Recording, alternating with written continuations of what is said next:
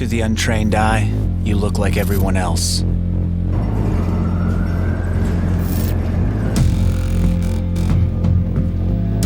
But you have another side.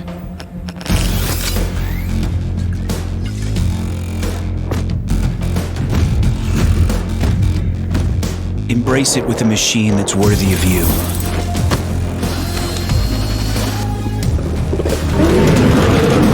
Stylish on the outside, savage on the inside. Legion by Lenovo, powered by Intel Core i7 processors.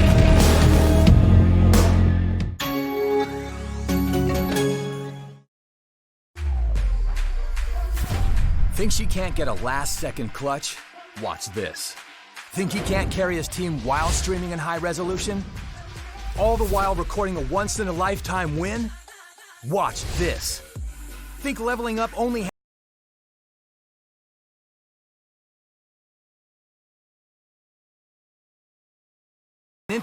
game, record, stream without compromise on Intel Core i7. To the untrained eye. Good evening, ladies and gentlemen. Welcome to the Legion of Champions Series 4 PUBG PC India Qualifier. The first match day here as teams from India compete for not only a massive prize pool of 10 lakh rupees powered by Lenovo and Intel, but also the right to face off at the finals in Bangalore and then for a berth in the APAC finals in Bangkok later this year. My name is Captain Arya. I'm your host and I'm joined by Bathura. How's it going, Bathura? Everything's fine. I'm looking forward to this Legion of Champions because it's a very big thing happening in the Indian esports community right now. And the winners do get to go to Thailand and play the finals of the LAN event over there. Yep, it is quite a massive tournament. One of the most attractive tournaments for PUBG PC in India. The participation for the qualifiers, at least the registrations, has been through the roof. And we're gonna be bringing you 5 intense days of BO4 action where you're gonna be witnessing some of the best teams for PUBG PC in India. Let's actually start by taking a look at the teams that are participating in the tournament. Right, the team screen here. We've got 12 teams participating today. Team 1 we've got Team 1 4 Pixels, Team 2 IR, Team 3 we've got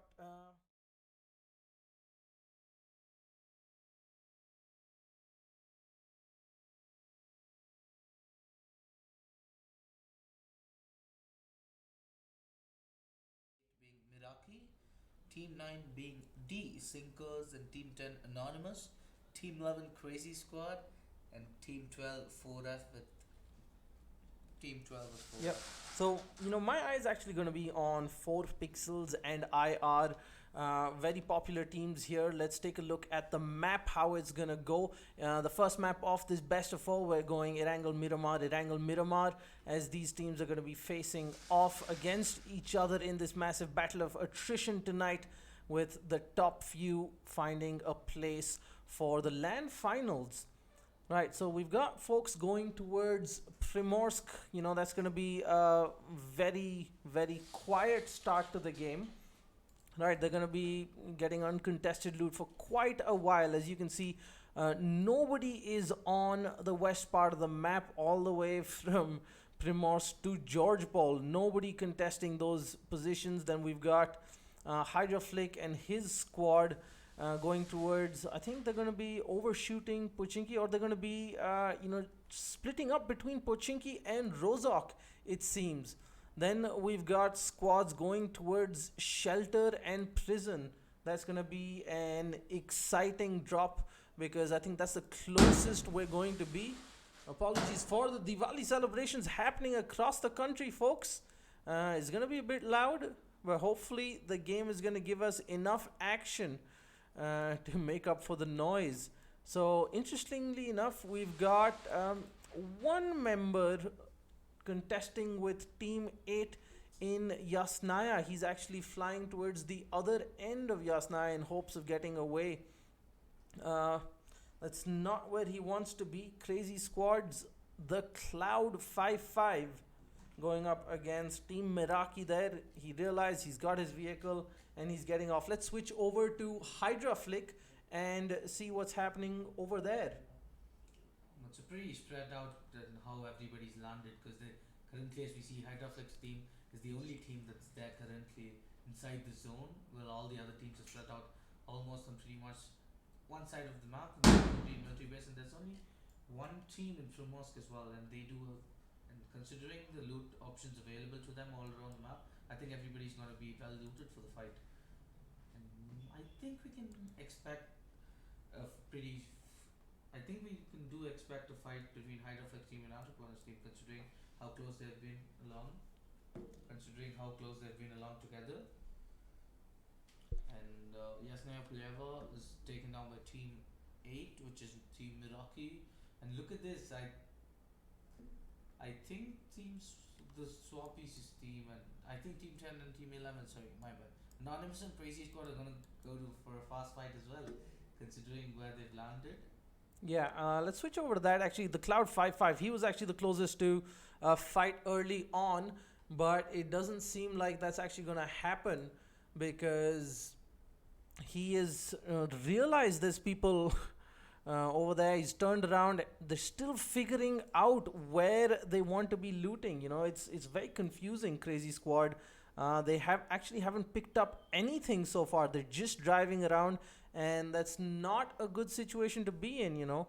Yes, there is a lot of time. All the teams are spread out, but, you know, if they get caught out, they're going to be very, very ill-equipped for any sort of, confrontation at this point.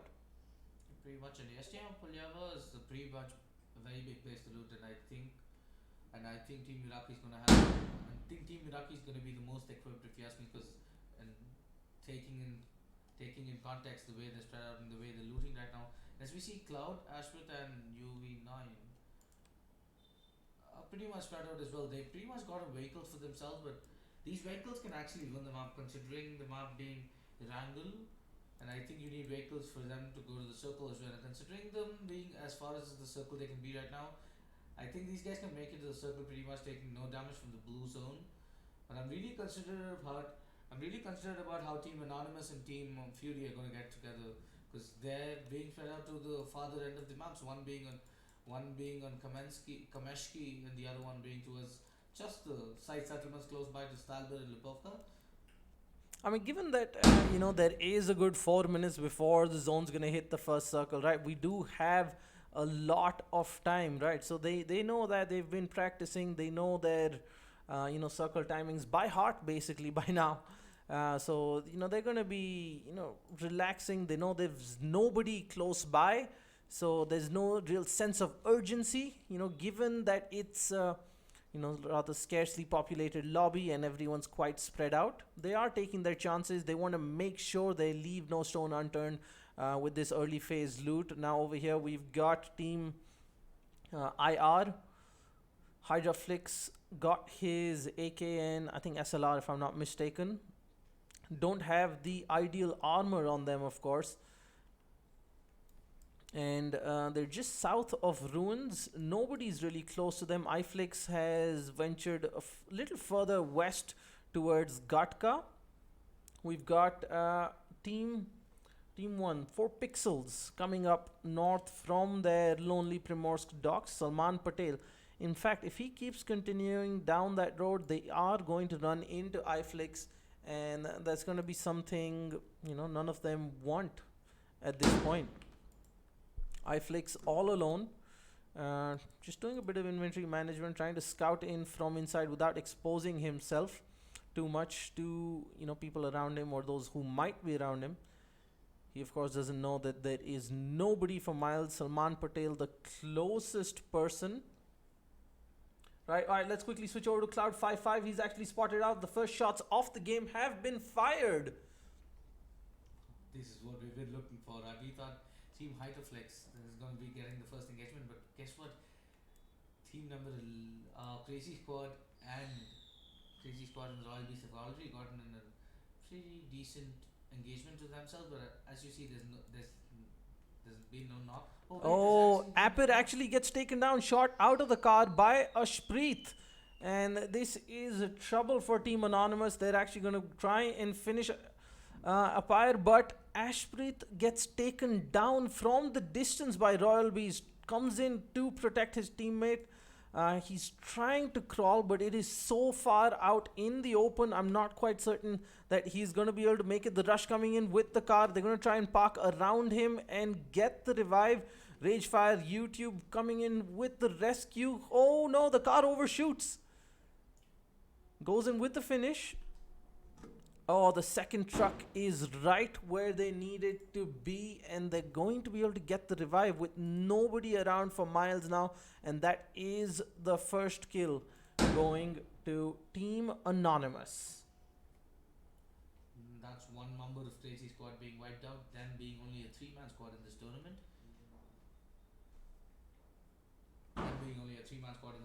Taking down a split, and that's a pretty good lead, and they couldn't get the revive because they were pretty much spread out throughout the map. And that's 1 point towards them, and they pretty much got the revive the revive onto Ashprit as well, because there was nobody. And I think it was a pretty bad move for Ashprit to be taking that fight, because he's pretty much isolated from the squad, and being in such a difficult position, I think you have to go for the position play, and I think you have to just get the information rather than going for the fight or going for the brawl right away.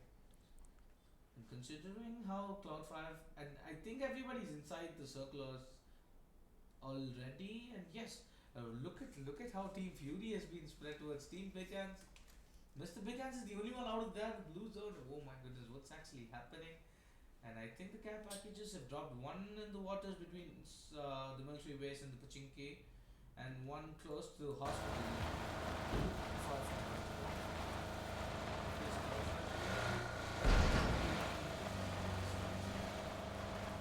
Slightly north of it, there's something. There's one more brawler. He actually. Oh.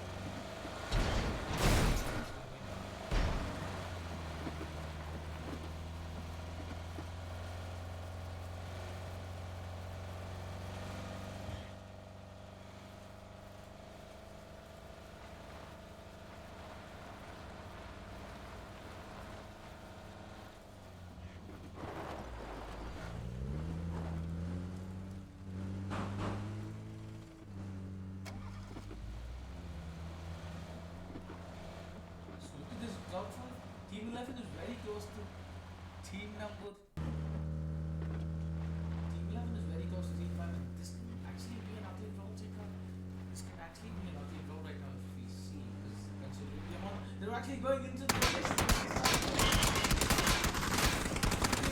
Actually gets taken down and murdered. Oh my goodness, he gets popped out of the car. He gets instantly taken down.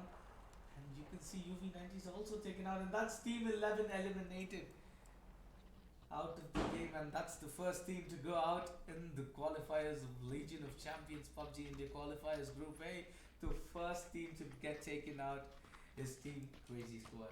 Yeah, unfortunate for Crazy Squad. It is the first map of 4, but you don't want to be finding yourself in one of these difficult situations, having to climb back out of a tough spot like this.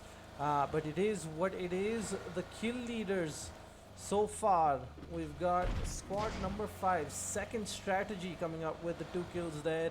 And then we've got team number 10, Anonymous, with 1 kill. The 3 spread between them. Points on the board. Now we seem to be going towards Rozok, where we've got a lot of action coming up in the blue zone.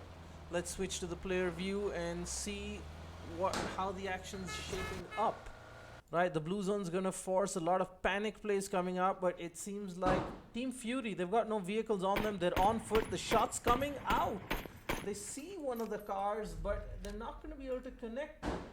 The vehicles are well concealed by the buildings, and they're gonna be able to get away at this point. Not what these guys were looking for. Fury's in a very, very difficult situation now, because they're gonna be tanking this zone for some time now, coming in on foot, but they do have another chance. They've got another squad coming in straight from the road. They found themselves a vehicle. The question is, are they going to speed off or are they going to try and fight? I think we're looking at a crazy collision coming up just right now. It's going to go down to which driver shoots. They're going to get some kills. They're going to trade a little. Red Hood tries to swap around, drives himself over a mountain, and the streets are just littered with bodies. Gilsab comes in, finishes off Mr. Demon there, goes in for the revive to Itachi 30. AKGM crawling. And I think their teammates nowhere near. This is going to be these guys getting away with a free kill. 2 in fact. And Mr. Big Hands is lonely in a different position of the map, a totally different position of the map, and getting surrounded by the board itself. And there we go, the first kill from the zone itself. Oh, they couldn't get the res onto Governor. The zone damage was just too much. Red Hood also losing a lot of HP real fast. These guys are going to have to move to the zone with haste if they want to survive this. Red Hood is boosted up. He should do fine as long as there is no collision and nobody in between. They're going to look to take the bridge north, cross somewhere close to George Pole, as most of the teams are collecting around the mountains. As we talk, I think there's Team 4 Pixels and Team 4 Pixels and Team IR are very close to each other right now. They can actually lead in a pretty decent engagement, but look at this Team 4 Pixels and Team Second strategy going towards each other on the mountains. Is it going to be the fight, the brawl that we're going to see for capturing the mountains? Both of the teams have gone to the mountains to gain a higher position, as the higher position is all that everybody longs for in this map right now.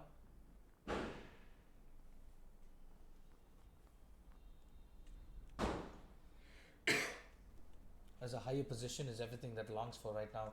Look at this team. I think Team 4 Pixels is actually both of them are going unspotted, unnoticed at the position right now. I mean, they're about 100 feet from each other at opposite ends of the mountain. Both of them being a little smart and not being too aggressive with their peaks, just being happy knowing what's happening on their side of the mountain. But Mohit just about misses out on spotting Acrobatic. But the first shot has come out, and it seems like both teams now know that there is somebody else around them. I think Walnut is the one who's going to be seeing somebody. But both of them have been started with a lot of snipers, and Ecologic just trying his best, trying to get a good shot. No, Mr. Big Hands gets. Oh, Salman Patel takes one in the face as Arps gets the trade onto Andro Planet. Chandan pushes up and takes down Walnut. Mind YouTube as well. It is looking difficult right now for Team Second Strategy, who are at the mercy of 4 Pixels. Salman has been picked up again. Chandan spots out Mohit. Mohit caught with a nade in his hand, and that is not going to end too well for him. But spray coming out from distance from Dante doesn't do too much damage. Hydra from below, third partying and helping out, takes down Acolytic as things are starting to heat up in this match. Remember, kills, points for kills, points for positions, everything is at stake. You want to get in a good position early on. Andrew's gonna spot out a guy. He gets the first down. And suddenly 4 Pixels in trouble, but Arps comes in with a huge clutch there, takes down Andro. As Walnut is going to be revived, Mohit falls. It's all up to Dante and Walnut. Arps is gonna have to quickly get Chandan in the distance. We've got a massive play. As we talk on the other side of the map, there's one more beautiful clutch by Avi007 coming in as he wipes out a whole squad by himself. I think Team Meraki has been taken down. Yes, Team Meraki has been taken down by a solo man called Avi007. That must have been taken right towards their gut. Arps here with a clutch play. He's gonna have to fight it solo. Gets Dante down, but Walnut with the trade there. And that is the perfect play coming in from Team Strek in strategy.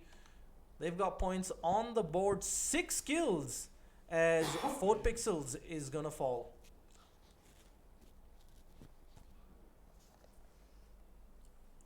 And as we talk, there's 4 teams that have been eliminated right now, being the 4 teams. Team 1 Crazy Squad, team number 7 Fury, team number 8 Meraki, and team 4 Pixels have been eliminated. And there's 5 teams left alive, fighting and trying to survive as the game itself. Yep, we've got 4F. They've got 3 kills on them. We've got Team 10 Anonymous with just a single kill.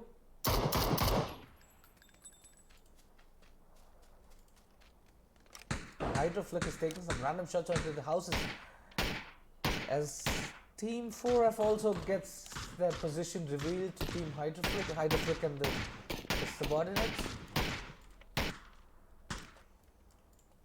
This is the duel we'll be waiting for, but Ranjit Panwar has already started taking damage as he's looting Gilsab's body. He's already started taking damage in Nuke Dark.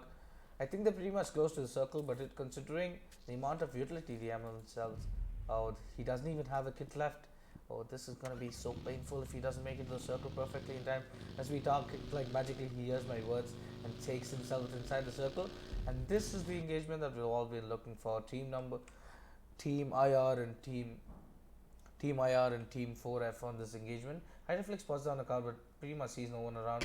But Team 4F has that position all compromised, and since these shots have been giving out, I presume Team IR's position is also known to them, because the sound of the shots is all that needs for anyone. Yeah, let's take a quick aerial look at the map, how these teams shape up so far.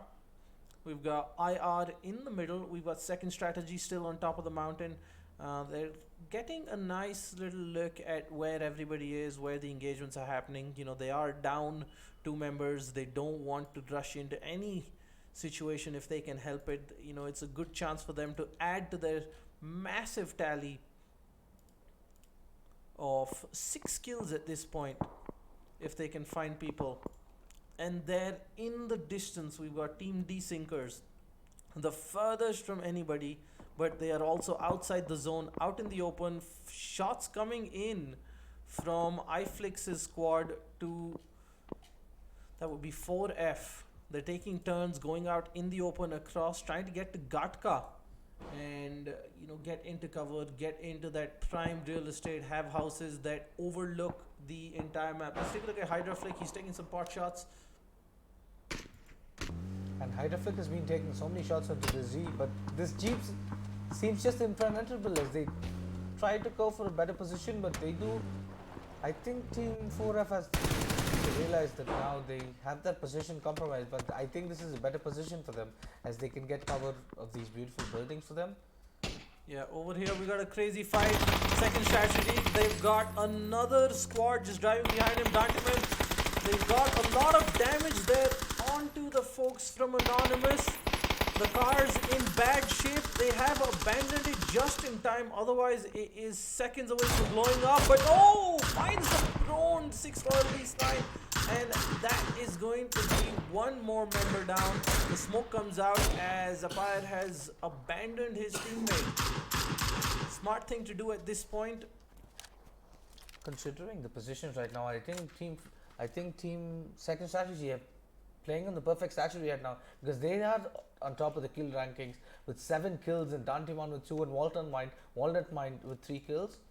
I think they're playing it perfectly. As we talk about it, Team Anonymous is still outside the circle trying to make it, but they're not taking any damage from the blue zone. They're as hilarious as it may seem, Team Anonymous actually got away from that situation and Ragefire went down to the zone, but DeadSec does not waste it. He saw the downed Ragefire and he's gonna steal that kill, a very, very valuable point, as Swappy is now stuck out in the open. Apire is running from haystack to haystack at this point. It is getting very, very difficult for some of these guys. We've got 2 of these chaps alone, split up, smoke's coming out as Apire's going to get taken down by Walnut, and that is going to be more points. And now considering his position right now, Appear has to be taken down to the blue zone. As now Wallen Man with one more beautiful kill. I think he's having one hell of a game right now, considering him being on 4 kills for his team. And Alright. Hydra Flick here, he has some idea where squad 4F is at this point. Trying to get into a good position to be able to look around him. and Cold Zera spots out Freeloader. Saw him jump across, making sure there is no way he can get away. considering on how Hydroflick and his team has been playing, I think they've been playing exceptionally well. Considering they've been better at the positions. They've played sensible. They're getting the position points, but here's the thing: they're still on 0 kills, right? That's only going to get you so far. In comparison, you've got second strategy sitting on 8 kills, and then you've got 4F sitting on 3 kills, right? Everybody surviving so far has kills on the board. Axelin and co running, using the smoke, ran into a bit of trouble there. The car's coming in. Walletman takes down Swabby as well. Walletman with beautiful 6th kill, if I don't mind, a 5th kill coming up, and one more beautiful engagement. Can he actually prove to be the better one out of this lot? But no, Hydroflick has been taken down on a beautiful engagement against this. Ahmed Kolchora is tagging down Avi to very low. Avi gets taken down by Ahmed Kolchora. I think he's going for the instant death, and yes, he takes him down. Ahmed has no chill as he takes him down. He does spot the rest of them as well. As we talk, Team Second actually gets one more beautiful kill, and Walterman just third party. There's guns going off on all sides, folks. YouTube Cold Blood doesn't know where to look. And if you look at the scoreboard, that is the 10th kill for second strategy, who are not letting anything by. Anything that moves, they are shooting. And look at that, Dante in the distance finds Freeloader. That is more kills on him. Let's quickly switch over to second strategy, who are going ham here. They're getting taken out currently. Look what a game Dante Man and Walletman have been happening. They're taking out in the rest of the teammates. As Dante Man spots one more, Sandy takes massive damage, but no, iFlix from somewhere else on the map takes him down, takes a beautiful third party on him. As iFlix manages to take down Santi, and Kolzora manages to take down Kaizo. I think that is the end for Team 9 as well, as finally Team IR has started getting the kills on board for them. I think they've realized that it's high time until they get themselves, and now as we talk, we have only 3 teams remaining, and being team number 5, second strategy, being beautiful strategies out of amongst the lot, currently being on top of the leaderboard with 11 kills and 2 people still surviving. Yep, that is a good 3 kills now finally on Team IR. They are on the board. They have matched the total of 4F. The circle is getting smaller, and look at that. IR has themselves some buildings. Second strategy have made themselves towards a compound which is half inside, and it is 4F who are looking for some cover. Shots coming out from IR. Oh, Cold Zera is gonna find Cold Blood. Anshit Panwa actually manages to wants to go help his teammate, but I don't think it's a perfect position. Yes, the Jeep comes in perfect cover for his teammate to get revived as we talk, but they do know the position, as Dante and Wallermine have started taking yet another engagement into the most competitive team on this group right now. Yep, these two are definitely out for blood, and they're not going to be happy with anything other than first place. Dante has spotted out Team 4F's Jeep. You remember Cold Blood is also low on HP, so one shot will do it. Oh, driving straight towards Dante Man and Walnut Mind. Not what they want to be doing at this stage, but they found themselves a little respite with that tiniest of ridges. They blow up the cars themselves to make sure they don't get caught out. And that's a beautiful smoke you need to be using if you don't have one in hand right now. The explosions, the smoke from the explosion. And as we talk, look at this, Dante Man and Wallet Mine. Team second strategy actually moving towards Team IR, who will come better to this position considering the number of survivors left. Yes, iFlix and co have a better number in them. But considering their fact and how their form has been, oh my God, I Dante, think man. second strategy spotted them out first, but Ozera and Hydra Flick are the first to fire back. Flix has moved up, the nade has come out, he's cooked it enough, but I don't think it's quite going to reach Dante, man, who has luckily enough moved a little way. iFlix, he's going to come up on top. They're going to see his head first. He's being careful, not rushing in, waiting for his teammates to get just a little bit closer as they're all going to push 3v2. They're not going to win that peak. So second strategy, they are at a disadvantage. They are downhill now. They're going to get jumped by two folks. I think there was a flash that came out. Look at this. The three of them stalking their prey. Axelin in the distance. Considering the positional advantage, I think Team IR has a much better position considering them being on uphill. Yeah, but look at what IR is doing. They're being smart. They know if they push up, that's going to leave it for 4F to easily pick them off from the distance. They're trying not to risk the points they've gotten on the board so far. Axelin doing a splendid job being far away. He's got a beautiful flank on Cold Blood and Rachit Pandwar. Great team play there. They know what they're doing. They know the strategy. Excellent to try and get 1, 2, 3, as many kills as he can in the distance. He's the man they're going to sacrifice to try and get extra points. He's going to be their eyes and ears. He's spotted out Walnut Mind and what? Oh my God. He potatoes it. Walnut goes prone at the worst point. But Axelin cannot close it out. But iFlix comes in from the distance and he is going to find Walnut. Coldzera has spotted out members of 4F as it looks like IR has gotten themselves into a great position. Dante Man being rushed in by Coldzera as he is going to see this one out. That is the end of second strategy. Coldzera gets shot at, but Hydroflix is there to help him out. Axelin with a beautiful nade. Look at the push coming in.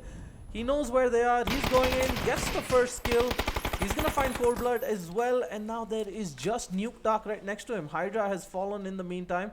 It is Coldzera and Axelin versus Nuke Dark. Axelin has no idea. The smoke is dissipating. He is right next to him. Throws out another smoke for himself. Looking the wrong distance. Oh, Coldzera has found him. And that is going to be winner chicken dinner for Team IR. Coming, I think, to the final circle with 4 teams remaining with 0 kills. And then suddenly popping off and getting on the board and announcing their arrival in style. What a match. I think it was all about patience. We thought early on they were playing too passive, but they knew what they were doing. I think the flank play by Axelin was on point. Team 4F, a little unfortunate that they got caught out so bad, but I think the play of the game should still go to Walnut Mind and Dante. Yeah, team second strategy, even though they managed to pull themselves third on the leaderboard, I think they had the perfect play. Even though they knew they were not on a man advantage, they took that positioning out and they were pretty smart about the fights they took. They weren't going on taking out every fight. They knew they had the positional advantage and they knew they needed the kills on board for the points. And I think they played it out smart and that's what brought them to the third position of the first map. Yep, it's going to be very, very close in the top few of the leaderboard. We're going to take a short break and come back to you with not only the score update, but the second map as we're going to head towards Miramar as these guys are competing for a slot at the LAN finals of the Legion of Champions 4 PUBG PC India qualifier with 10 lakhs up for grabs and a ticket to Bangkok to take part in the Asia Pacific finals. I'm Captain Arya, with me Bathura. We're going to be back after a short break. To the untrained eye, you look like everyone else.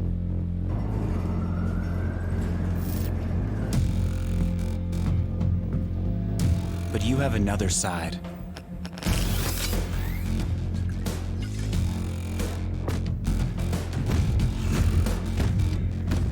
Embrace it with a machine that's worthy of you.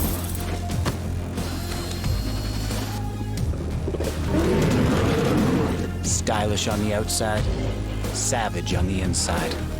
Legion by Lenovo, powered by Intel Core i7 processors.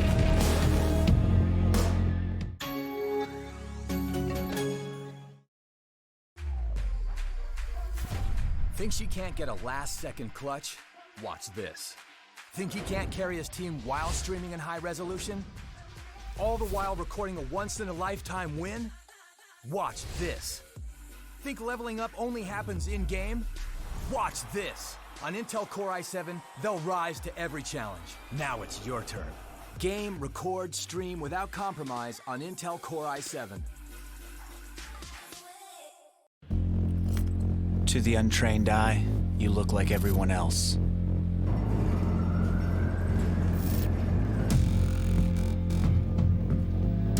But you have another side.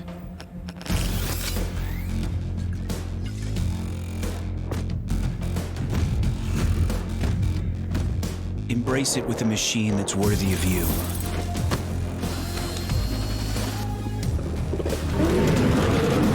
Stylish on the outside, savage on the inside. Legion by Lenovo, powered by Intel Core i7 processors.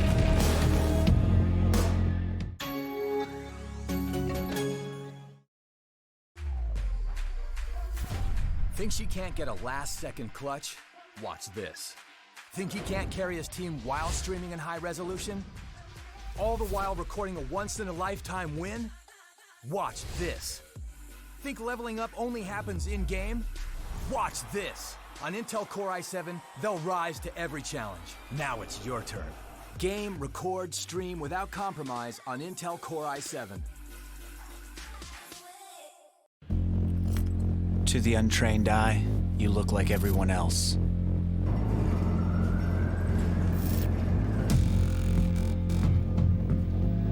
But you have another side.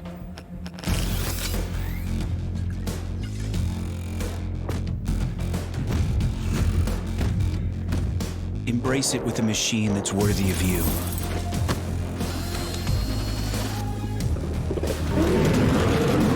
Stylish on the outside, savage on the inside. Legion by Lenovo, powered by Intel Core i7 processors.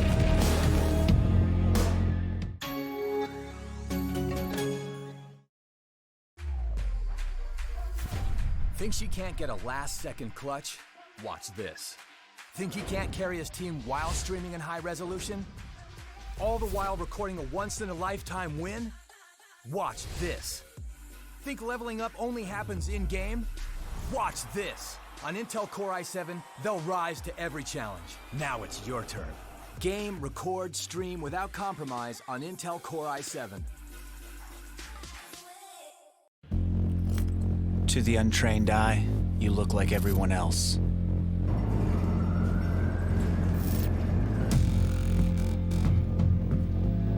But you have another side.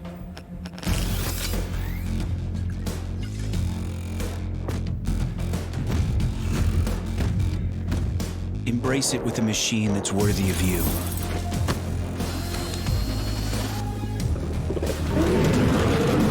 Stylish on the outside, savage on the inside. Legion by Lenovo, powered by Intel Core i7 processors.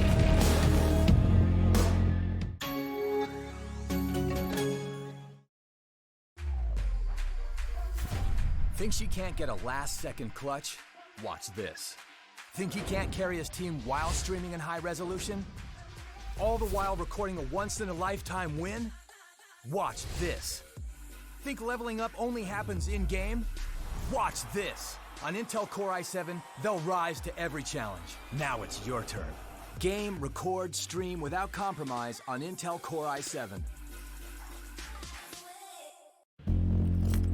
To the untrained eye, you look like everyone else.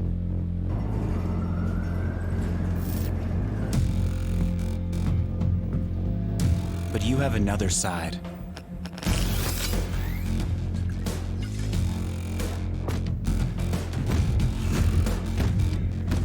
Embrace it with a machine that's worthy of you.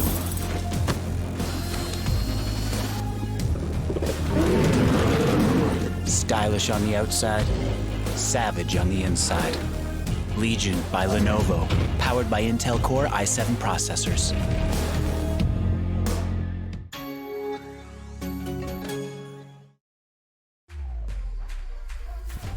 Think she can't get a last-second clutch? Watch this. Think he can't carry his team while streaming in high resolution? All the while recording a once-in-a-lifetime win? Watch this. Think leveling up only happens in-game? Watch this. On Intel Core i7, they'll rise to every challenge. Now it's your turn. Game, record, stream without compromise on Intel Core i7. To the untrained eye, you look like everyone else.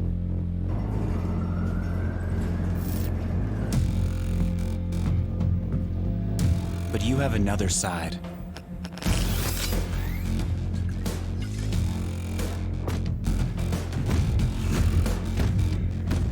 Embrace it with a machine that's worthy of you.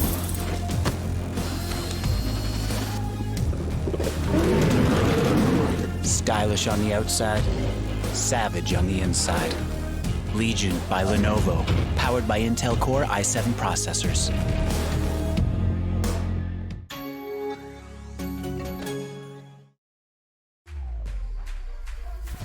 Think she can't get a last-second clutch? Watch this. Think he can't carry his team while streaming in high resolution? All the while recording a once-in-a-lifetime win?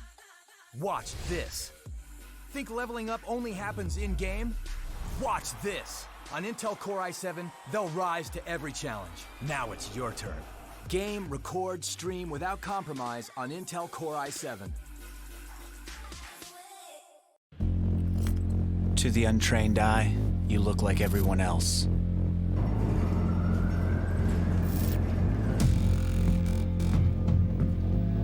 But you have another side.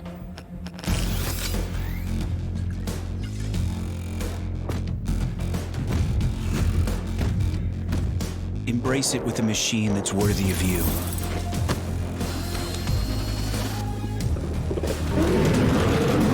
Stylish on the outside, savage on the inside. Legion by Lenovo, powered by Intel Core i7 processors.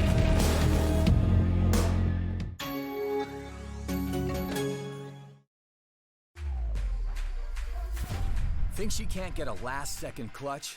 Watch this. Think he can't carry his team while streaming in high resolution? All the while recording a once-in-a-lifetime win?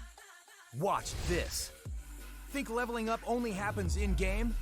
Watch this. On Intel Core i7, they'll rise to every challenge. Now it's your turn. Game, record, stream without compromise on Intel Core i7. To the untrained eye, you look like everyone else.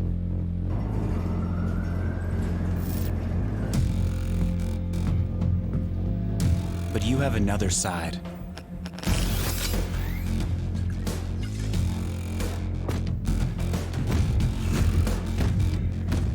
Embrace it with a machine that's worthy of you.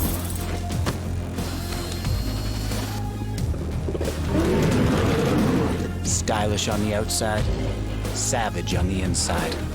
Legion by Lenovo, powered by Intel Core i7 processors.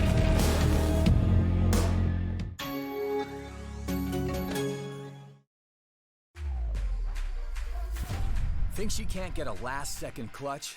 Watch this. Think he can't carry his team while streaming in high resolution? All the while recording a once-in-a-lifetime win? Watch this. Think leveling up only happens in-game? Watch this. On Intel Core i7, they'll rise to every challenge. Now it's your turn. Game, record, stream without compromise on Intel Core i7. To the untrained eye, you look like everyone else.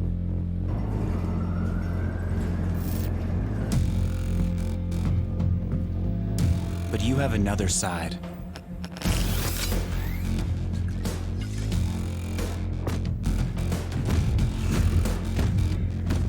Embrace it with a machine that's worthy of you.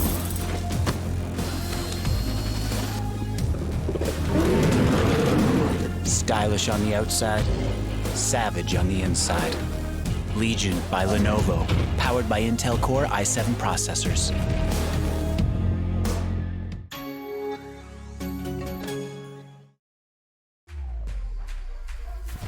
Think she can't get a last-second clutch? Watch this. Think he can't carry his team while streaming in high resolution? All the while recording a once-in-a-lifetime win? Watch this. Think leveling up only happens in-game? Watch this. On Intel Core i7, they'll rise to every challenge. Now it's your turn. Game, record, stream without compromise on Intel Core i7. To the untrained eye, you look like everyone else.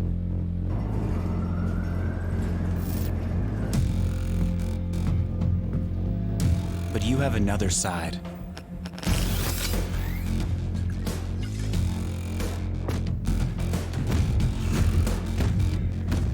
Embrace it with a machine that's worthy of you.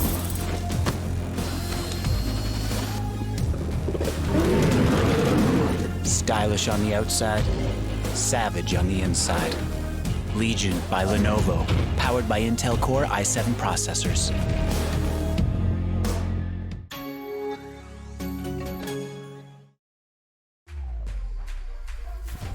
Think she can't get a last-second clutch?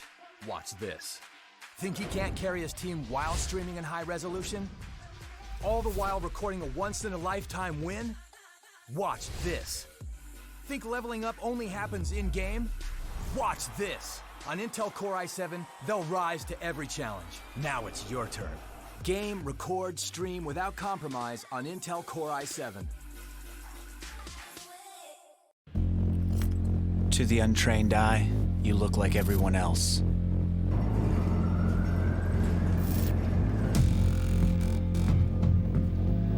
But you have another side.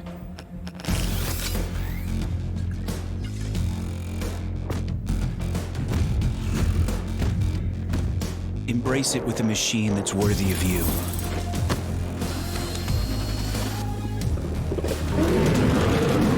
Stylish on the outside, savage on the inside. Legion. Welcome back, folks. My name is Capnada, and I'm joined by Bathura for the second Erangel map of the qualifiers for the Legion of Champions for PUBG PC India qualifier.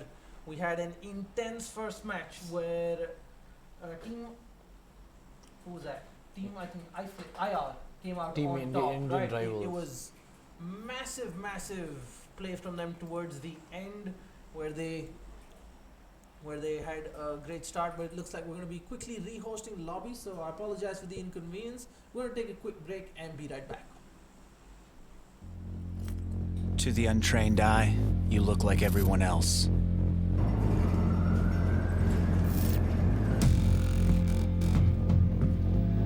But you have another side.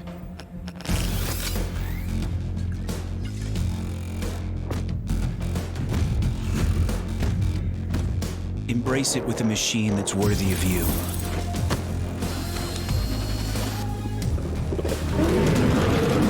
Stylish on the outside, savage on the inside. Legion by Lenovo, powered by Intel Core i7 processors.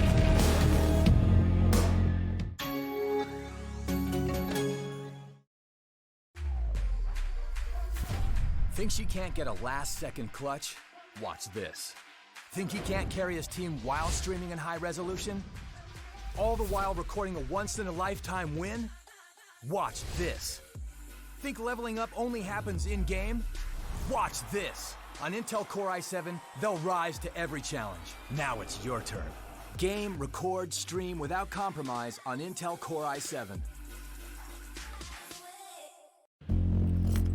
To the untrained eye, you look like everyone else.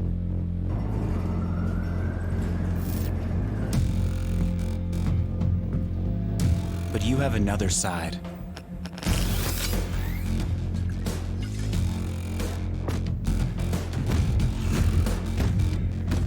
Embrace it with a machine that's worthy of you.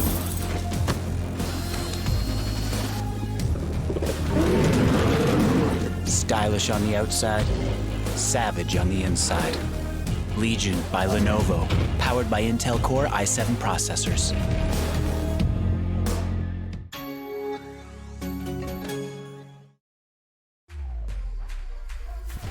Think she can't get a last-second clutch? Watch this. Think he can't carry his team while streaming in high resolution? All the while recording a once-in-a-lifetime win? Watch this. Think leveling up only happens in-game? Watch this! On Intel Core i7, they'll rise to every challenge. Now it's your turn. Game, record, stream without compromise on Intel Core i7. To the untrained eye, you look like everyone else.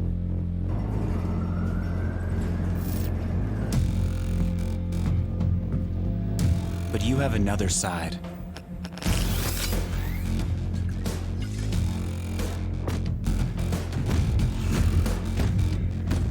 Embrace it with a machine that's worthy of you.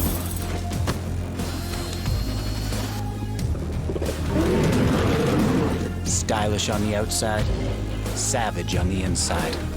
Legion by Lenovo, powered by Intel Core i7 processors.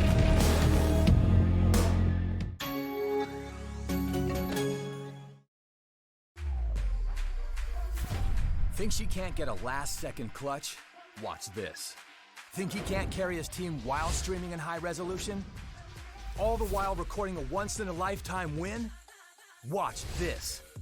Think leveling up only happens in-game? Watch this. On Intel Core i7, they'll rise to every challenge. Now it's your turn. Game, record, stream without compromise on Intel Core i7. To the untrained eye, you look like everyone else.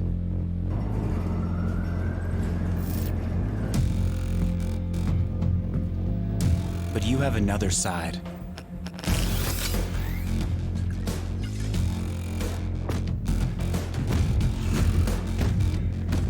Embrace it with a machine that's worthy of you.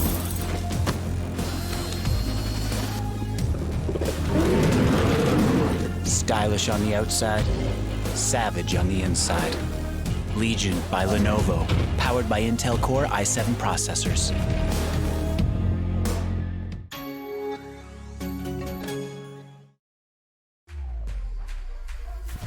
Think she can't get a last-second clutch? Watch this. Think he can't carry his team while streaming in high resolution? All the while recording a once-in-a-lifetime win? Watch this. Think leveling up only happens in-game? Watch this. On Intel Core i7, they'll rise to every challenge. Now it's your turn. Game, record, stream without compromise on Intel Core i7. To the untrained eye, you look like everyone else.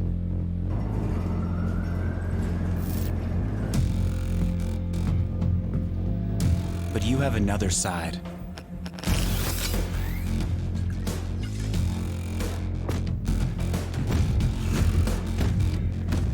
Embrace it with a machine that's worthy of you.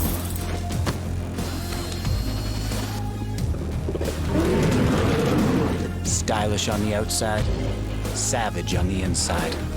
Legion by Lenovo, powered by Intel Core i7 processors.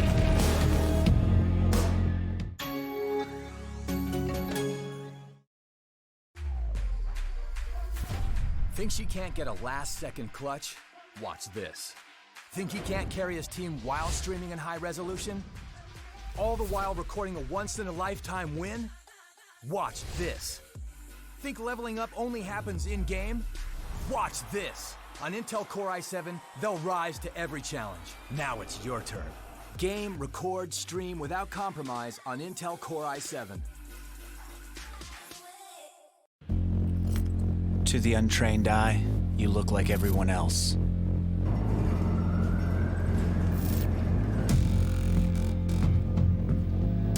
But you have another side.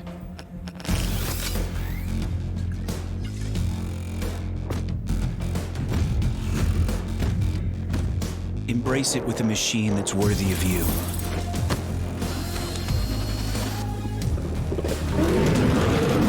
Stylish on the outside, savage on the inside. Legion by Lenovo, powered by Intel Core i7 processors.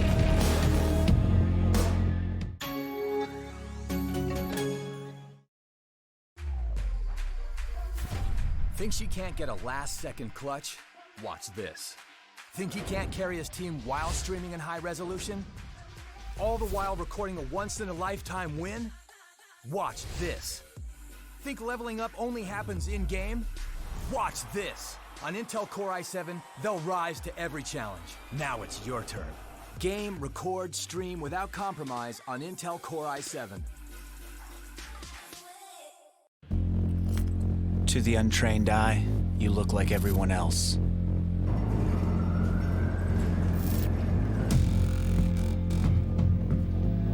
But you have another side.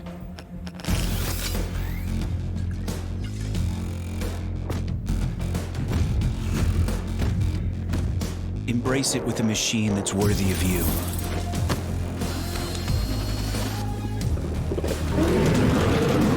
Stylish on the outside, savage on the inside.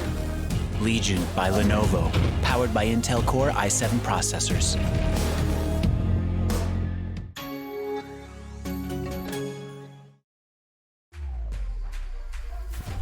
Think she can't get a last-second clutch?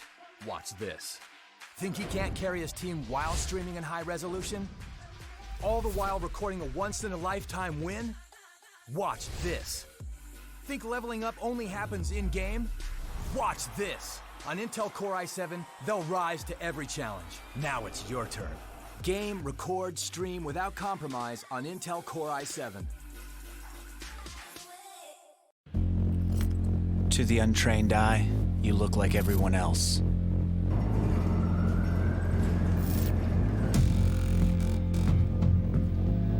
But you have another side.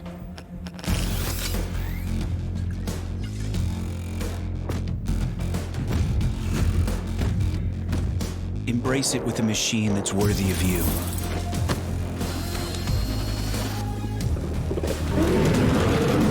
Stylish on the outside, savage on the inside.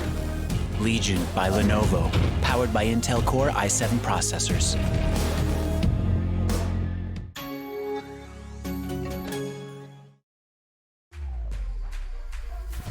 Think she can't get a last-second clutch?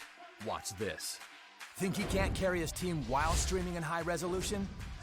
All the while recording a once-in-a-lifetime win? Watch this. Think leveling up only happens in-game? Watch this. On Intel Core i7, they'll rise to every challenge. Now it's your turn. Game, record, stream without compromise on Intel Core i7. To the untrained eye, you look like everyone else.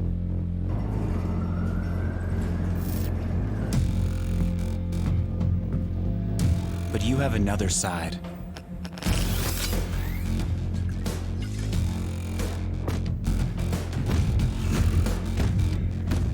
Embrace it with a machine that's worthy of you.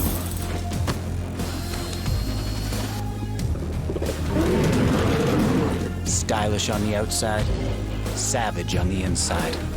Legion by Lenovo, powered by Intel Core i7 processors.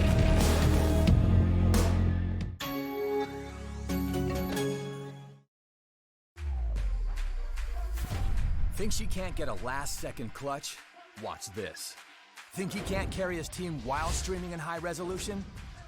All the while recording a once-in-a-lifetime win? Watch this. Think leveling up only happens in-game? Watch this. On Intel Core i7, they'll rise to every challenge. Now it's your turn. Game, record, stream without compromise on Intel Core i7. To the untrained eye, you look like everyone else.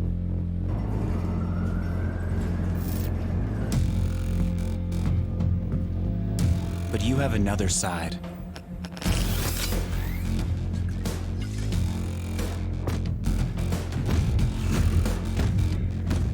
Embrace it with a machine that's worthy of you.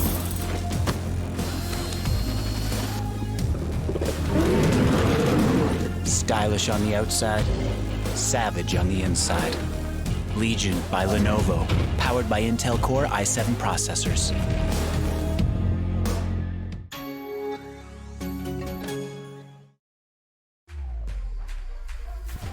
Think she can't get a last-second clutch? Watch this. Think he can't carry his team record, stream without compromise on Intel Core i7. To the untrained eye, you look like everyone else.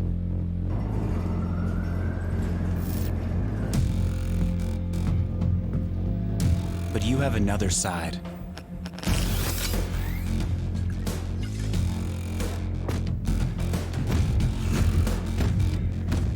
Embrace it with a machine that's worthy of you.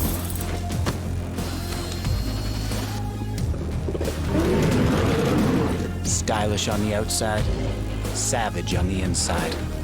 Legion by Lenovo, powered by Intel Core i7 processors.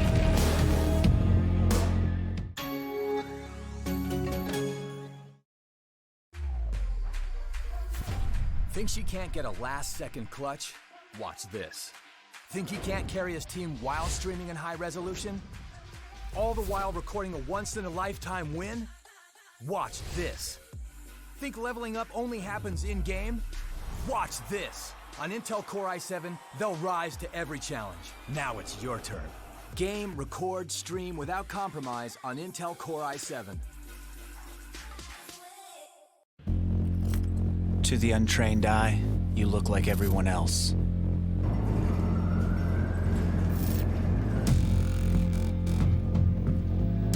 But you have another side.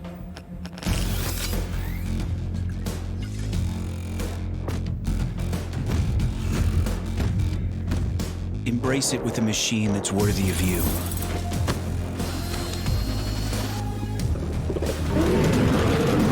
Stylish on the outside, savage on the inside. Legion by Lenovo, powered by Intel Core i7 processors.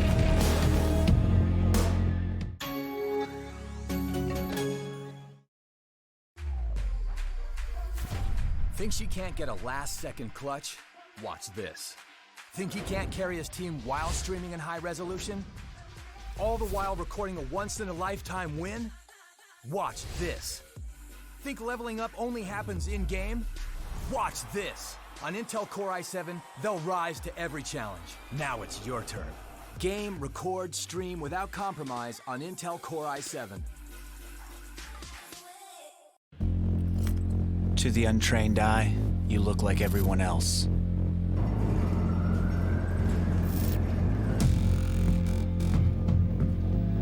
But you have another side.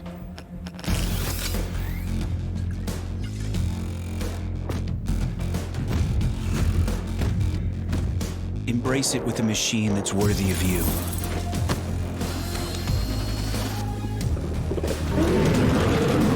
Stylish on the outside, savage on the inside. Legion by Lenovo, powered by Intel Core i7 processors.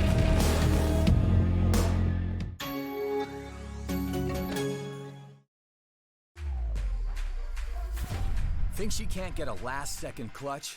Watch this. Think he can't carry his team while streaming in high resolution? All the while recording a once-in-a-lifetime win? Watch this. Think leveling up only happens in-game? Watch this. On Intel Core i7, they'll rise to every challenge. Now it's your turn. Game, record, stream without compromise on Intel Core i7. To the untrained eye, you look like everyone else.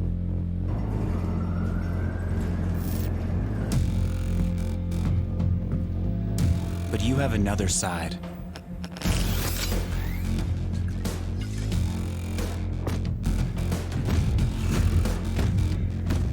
Embrace it with a machine that's worthy of you.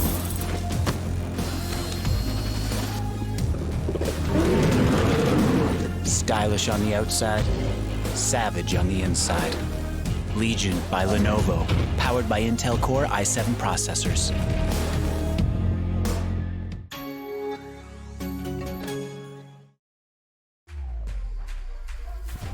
Think she can't get a last-second clutch? Watch this. Think he can't carry his team while streaming in high resolution? All the while recording a once-in-a-lifetime win? Watch this. Think leveling up only happens in-game? Watch this. On Intel Core i7, they'll rise to every challenge. Now it's your turn. Game, record, stream without compromise on Intel Core i7.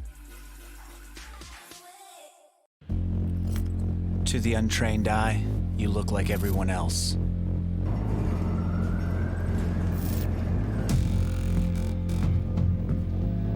But you have another side.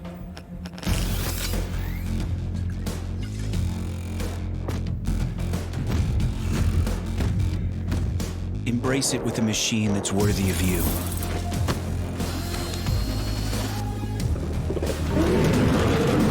Stylish on the outside, savage on the inside.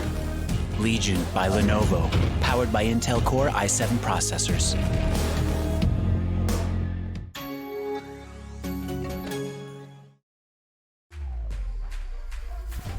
Think she can't get a last-second clutch?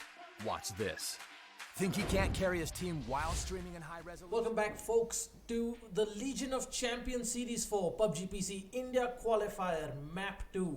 After an explosive first map and a bit of delay, we are back with the action as Team Indian rivals are going to be looking to seal their place in the LAN finals later on in November with some time to spare. We had a crazy first game where they started off a little passive but really brought it home towards the end of the map for a lot of kills and of course the chicken dinner. Let's quickly take a look at the scoreboard to give you guys a look at how things stand. At number 1, we've got Team Indian Rivals with 18 points, but not too far behind is Second Strategy. Now these guys were in quite a bit of a pickle early on, but they played it smart.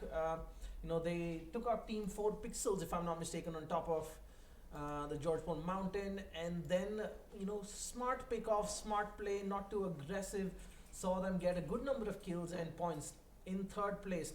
Again, with still a bit of an outside chance here. It's only one map out of the best of 4, Team 4F. Then we've got a bit of distance between the rest of the pack. Desynkers with 5 points, 4 Pixels with 4 points, Anonymous with 4 points, Meraki with 3 points, and Fury with 2 points. And then at 0, we've got Crazy Squad, Team GR, Ghost Officials, and UPW. It's going to be an exciting second map, the second and last Erangel map before we move on to Miramar to see who's going to be taking advantage of those long distance plays. Now over to my co-caster Bathura as the action is heating up in Pochinki. Two sets of people very close to each other.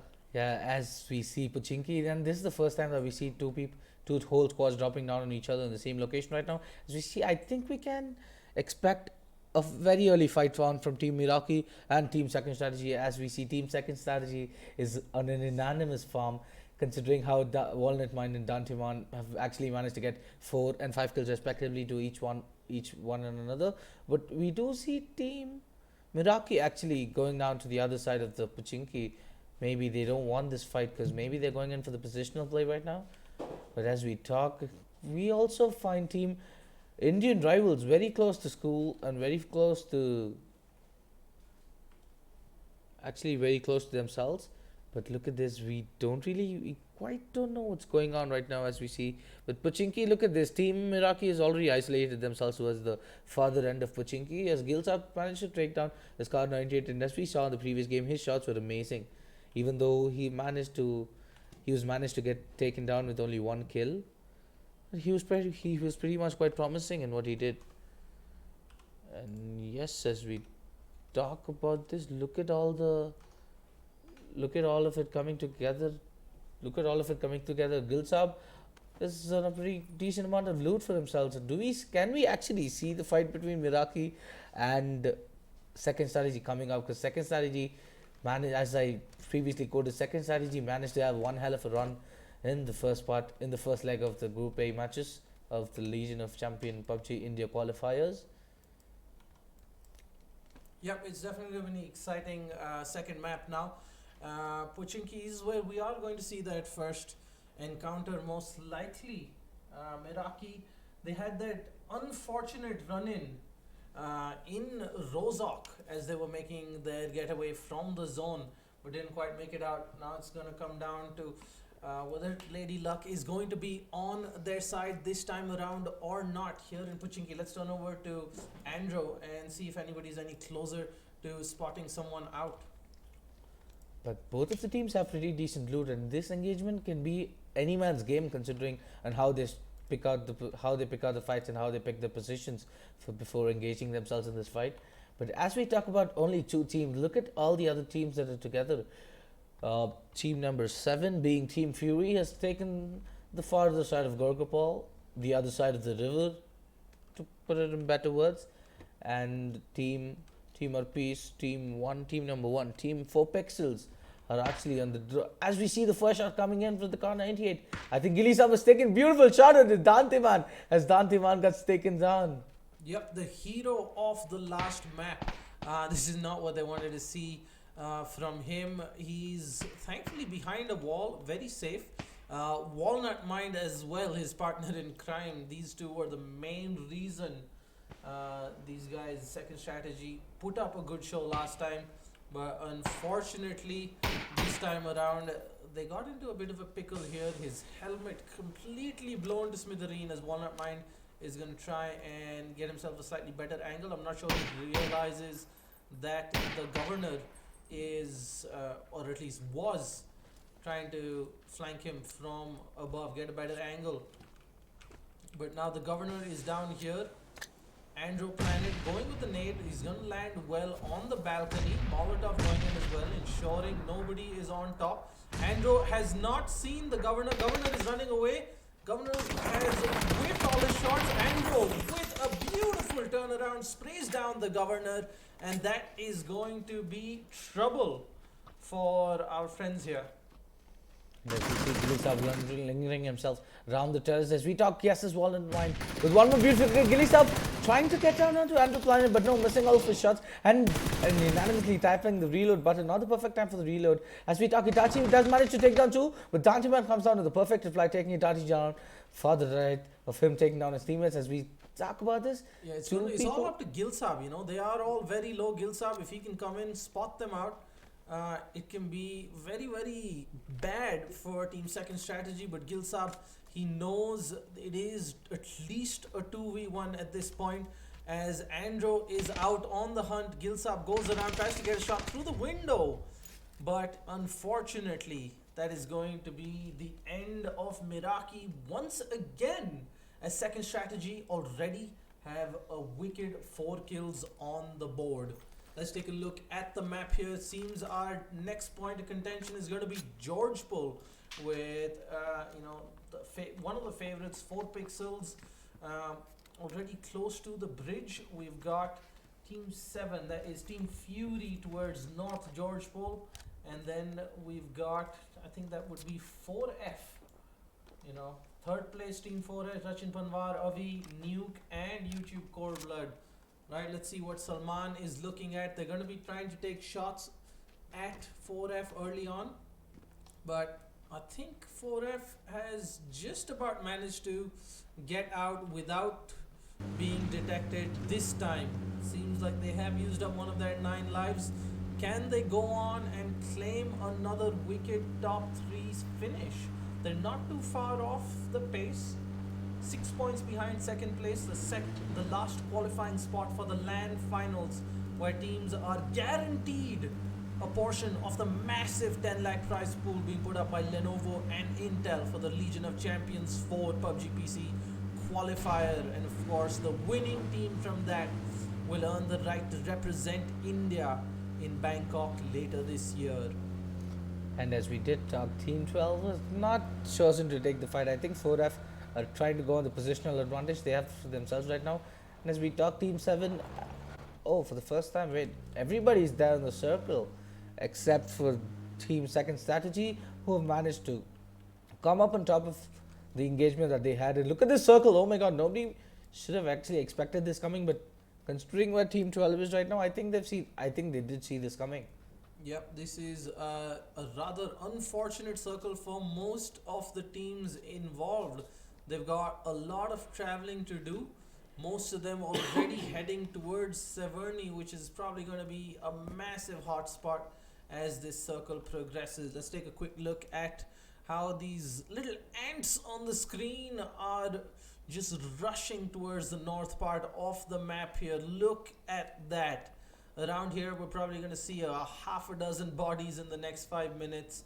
But the biggest point here is we've got a chase, a hot pursuit of sorts going on between Team 4 Pixels and Avi of 4F. Avi hit a rock, and that might be the end. Beautiful tactics there. Avi does not manage to use his car for cover. Almost got it though. Getting shot at from the distance there by last time's winners, Indian rivals who are not wasting anything. They're actually sandwiched. Arps is heading straight towards Coldzera and Hydra Flick. Oh, they got one of the tires. The Jeep spins out. Chandan very low on HP. They should be aiming to get their Jeep right now. 4 smokes. Beautiful play there. Chandan just about gets away with his life. As interestingly enough, Salman and Acolytic have gone into the backside of the compound. Hydra and Coldzera are aware of this push. They've gone up to seek cover in the building. iFlex coming in from the distance, full speed. That's another 4 spokes being used by these teams. A cautious nade coming out. Hydra Flick takes a bit of damage from Arps and Chandan, but he's gonna live to fight another day. Look at this, RP is desperately trying to just to save alive as they run out all of smokes, and this Jeep is the only cover they've got right now. And considering how Indian rivals have been on a perfect form, I mean they have everything up on themselves right now, being the winners of the last map. But look at this. Oh, beautiful nade coming in from Hydra Flick. Finds Salman Patel in the house. And that is another nade, but on the wrong side of the wall. Salman just about survives. Acolytic a bit cautious about jumping up to the rescue of his teammate. But in the distance, we've got Team 5, second strategy, if I'm not mistaken. But look at this, excellent, taking on some beautiful shots, doing the flank control perfectly as ever. But he's missing a lot of shots on the Chandan. But yes, he does manage to take him down. Hydra Flick with one more beautiful nade on the Salman Patel. As Ice Handy does manages to third party and take down Chandan. Yep, Acolytic is now alone under their building. He's not quite certain whether he wants to push. iFlix goes down for the fight. Acolytic there with the trade there. But Hydra Flick is going to come down. He's going to be looking at finishing Arps. Acolytic here trying to find somebody. Get a bit of damage on his team. Gets shot from the distance. Hydra Flick, he's going to be opening the door. Just about gets away with a bit of HP. Coldzera behind him. Hydra Flick takes down Arps, who body blocks for Acolytic. Excellent. Gets lucky there with the wall and Acolytic. He was caught with nowhere to run, and that is going to be the end of Team 4 Pixels once again. These guys, they're expected to be up there competing with everybody, but only 4 points in 5th place at the end of the first map, and just 2 kills this time around. Let's turn our attention to Team 4F. They're doing quite well. Considering their positional advantage, they did spot down Team Desynkers. They did have a small teeny weeny engagement towards themselves. But as we talk about one side of the map, look at team second strategy and look at team second strategy and Fury Team Fury. Look at this. Past second strategy, but second strategy is not interested in picking up any fights. They know they've already got 4 kills and they haven't traded anybody. The full team alive with 4 kills is a huge plus to have at this stage in the game. They want to play it like Team IR did last time around. Save the aggro plays for when there's a few teams and when you're more likely to come out on top with the trades here. So Walnut, he's roughly spotted out where Team Fury is parked. He's trying to scout out where the rest of the teams are. Real smart play from these guys, and I expect them to give Indian rivals a good run for their money as it comes to the end of this map. And as we talk, Team Swappy is already, as we can see, Team Swappy is also retrieved the level 3 West from the care package. Meanwhile, while all of these guys were basically going toe to toe to themselves, these guys secure the care package, and they did manage to take down level 3 West. But look at Team 4F coming close, very close towards Team Desynkers. Do we see another engagement going towards, considering the positional advantage? He's got them in his scopes, but he's also got no helmet. Oh, he's spotted out Kaiser. Beautiful headshot comes in, but the rock is there for the cover, and that should be an easy revive. He's going to get the flank. He's going to see them out. Oh, the smoke coming in, dissipating just at the right time. Sandy is pushing up Rachit Panwar. He's going a bit too aggressive. He doesn't have a helmet. Sandy is going to hear this. Sandy's gonna hear the reload. Sandy's gonna not do anything about it. Rachit Palwar finds dead sec, but Sandy's gonna return the favor, come in with the trade. But Nuke Doc is there to help out, and they're gonna be picking up Rachit in just a second. But that's Freeloader over there. Freeloader comes in, and that is a beautiful, beautiful trade there. Nuke Doc gets Freeloader, and now it is just the one person, Kaiser, the first man to fall, not equipping a helmet anymore, and Nuke Doc with 2 HP comes out, 3 kills, and that's 5 total on Team 4F now. Now let's quickly turn to the map again. I think Cold Blood is fighting off 2 sets of people, 2 groups of people from Crazy Squad. Ashpreet is the only surviving member. Cold Blood has done a lot of damage, plus the zone. Not really connecting with the big sniper there. And Ashprit is stuck in such a position where he knows his teammates are dying, but he just can't go help them. As Ashprit does proper Cold Blood, does take a shot towards Cold Blood with the M24 and the badass scopes of everything, the 8x scope, but pretty much not connected. He does spot the barrel, but YT Cold Blood is not really showing a beautiful shot as he takes. HP there. He takes him down 74 points of health. Boy, that was a wondrous to watch. And look at this team, actually team second strategy, are picking out a one more fight, and we know how they are when they pick out fights. They're gonna get on top of everything. Yep, they're good with their long range fights. They seem to excel in third partying, picking off people, getting the one kill, not really seeing through those team fights. You know, most teams, they tunnel vision when they get into a fight. They want to do or die when it comes to every single engagement. But what I've noticed with these guys, they take what they get and then they move on. They don't overcommit. And I think that's been one of the reasons they've been doing so well so far. And it seems like that trend's going to continue. 4F with 6 kills. They've got Squad Anonymous below them. Nuke Doc has heard the vehicle, Ragefire and Co.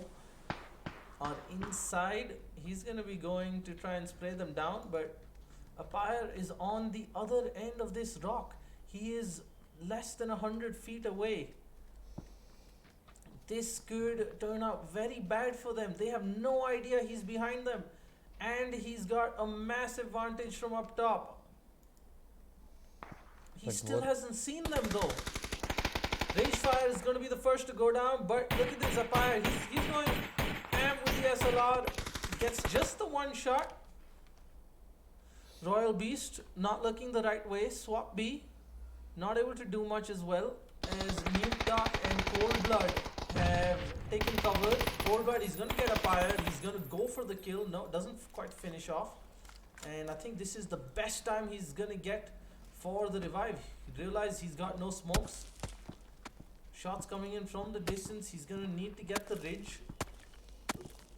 But Team Fury, Siddharth actually manages to knock down Andrew Planet, and if we talk Wallet Mine, coming out in perfect response as he takes them big and saying, you cannot take my teammates down, you cannot take my friend down. Swap B right in front of Cold Blood. He's on the other side of this rock. Is Cold Blood going to be able to do this? No, Swap B with almost full HP comes out on top with the engagement. Nuke Doc, he's hurt. He's given his position away with the heal. Swap B doesn't quite go for the right player, goes for the finish. And the zone is going to start kicking in as Ragefire, he's going to find Nuke Doc. And that is going to be the end of Team 4F. They could have, had another splendid game, but I think 7 kills is still a great haul, no matter what. As we talk Cold Blood's team 4F, he's the only one alive, but mind it, they're the top on kill rankings this match, being on top of the leaderboard with 8 kills, followed by Team Second Strategy with 4 kills, followed by Team IR 3 kills. And considering how IR has been playing, I don't think they're gonna go passive. I know what they can do, and as we talk, Team Inkle does manage to take down Andrew Planet, but look at Walnut. He's actually shooting, but he's getting memed on. None of the shots could have been connected to him, as Walnut has been tagged to a massive low, and his head is bad and open as his helmet has been popped off. Yeah, if we take a look at the map once again, folks, it is the same story as game 1. Indian rivals have found themselves an amazing position with cover inside the circle. 5 squads remaining. They've got 10 people to kill. They've got 3 kills unlike the last time. And that's a great position. And look at this. Squad 7 Fury driving out in the open near suicide there. And that's going to be the end of Mr. Big Hands at the hands of Dante. Let's see if they can find out some more. Mr. Demon Kill is going to keep driving. Somehow, he's going to be getting away there. Not quite certain how these guys survived that too in an open buggy of all vehicles. But, you know, they made it. Credit to them. But Mr. Big Hands couldn't join them. And they're in a bit of a tricky spot now. Yes, they're in the zone. But, you know, there's not much cover around them. They can be flanked from above. They can run into trouble from below. Siddharth is going to find Mohit 007. That is a bit of, you know, a hiccup for second strategy, if I may say so. But not looking to lose cheap kills like this. As we talk, Wall of Mine is getting shooted from both the sides. Zamat Coltero comes with one more beautiful kill on the Wall of Mine as he takes him down, and now Dante Man is the only one left on team second strategy for the second strategy. But no, as we talk, Axelian has actually manages to take down Dante Man. Oh my goodness, now what they've actually has spotted out Siddharth as well. Indian rivals suddenly doubling their kill haul from 3 to 6. One more position up on the scoreboard as well. It looks like these guys are serious about sealing the deal early on. But you know how PUBG goes. You can never take your foot off the gas. A little bit of complacency and things can go downhill real fast. And what I really want to quote is Ashprith has been playing amazingly well. He's the only sole survivor of Team Crazy Squad, and he's been playing with some crazy positioning because he knows he's on a dis numbers advantage and has to go for the positional plays. As we talk, Ashprith, he can actually manage to pick off both of the Fury player as he sees Demon Kill approach him. He takes the wall straight down with the barrel, and yes, he manages to take down. And considering how low Siddharth is, Ashprith just very hungry for the kill, takes him down. Does he actually manage Siddharth as well? He does spot him, he just goes on with the wall spray with the barrel. Oh wow, but the bullets don't connect as Siddharth and Ashprith pretty much on the same point of view. But Siddharth goes for the one and Ashprith takes him down with a beautiful shot with that barrel coming up.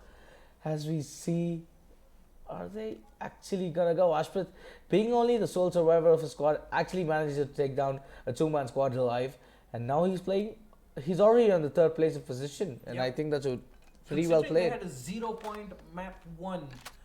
This is a big play from them. Ashprith getting in the points, putting in the performance, securing a top 3 position for his squad. And now it looks like Indian rivals are going to be going up head first against Team Anonymous. Not a big first game for them. 4 points only. Oh, Beast is in trouble. Getting shot at from 3 different sides. And that's going to be unfortunate for him. Ragefire YouTube getting in the points. He's going to find Colzera. Colzera's going to try and stay alive. It's all about not giving away cheap points at this point in the game. But he's pretty safe for revive as well, as the Mother Nature is helping him stay alive right now in this position. But Ragefire is the only sole one left. And look at this. What I really also want to quote is how Team IR has been having that team coordination on point, because as we see, even the previous map, 4 of them managed to stay alive. In this map, 1 guy's knocked down, 2 of them still alive. It's actually down to whether or not they get to use that numbers advantage, right? Because it is a 2v1v1.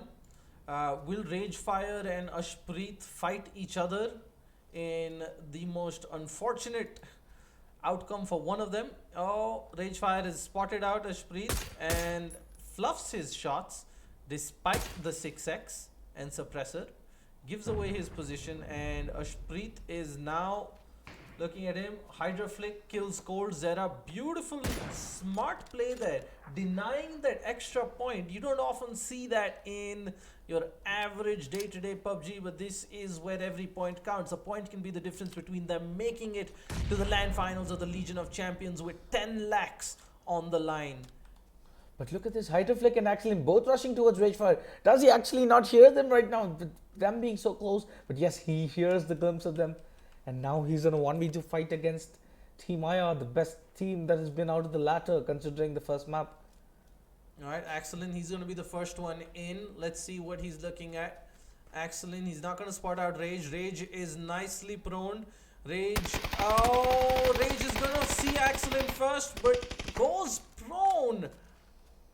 Axelin's crouch, my bad there. Perfect reaction. Gets him the kill, and now Hydra has spotted out Ashpreet. Hydra got a shot off with his Car 98.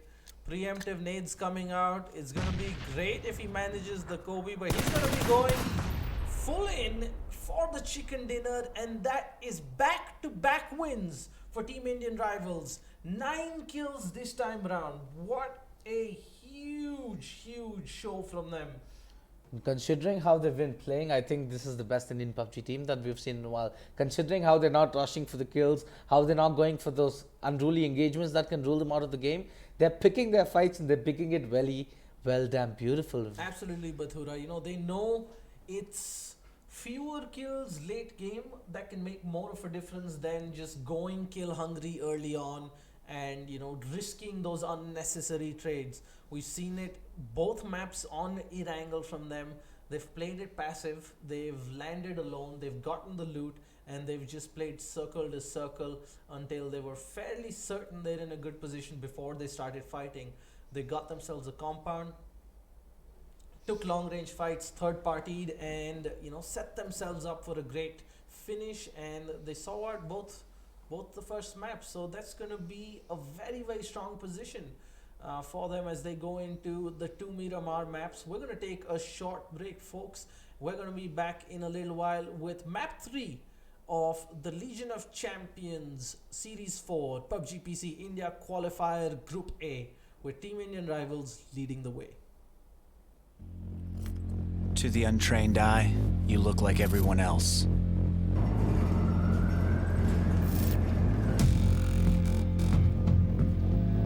But you have another side.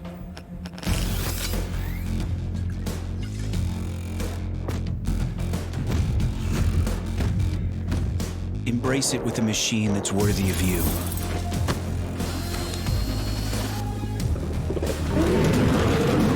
Stylish on the outside, savage on the inside.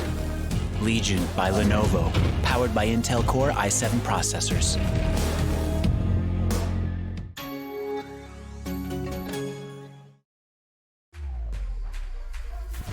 Think she can't get a last-second clutch? Watch this. Think he can't carry his team while streaming in high resolution? All the while recording a once-in-a-lifetime win? Watch this. Think leveling up only happens in-game? Watch this. On Intel Core i7, they'll rise to every challenge. Now it's your turn. Game, record, stream without compromise on Intel Core i7. To the untrained eye, you look like everyone else.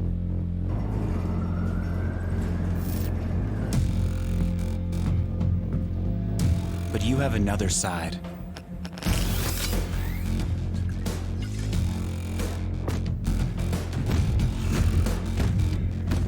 Embrace it with a machine that's worthy of you.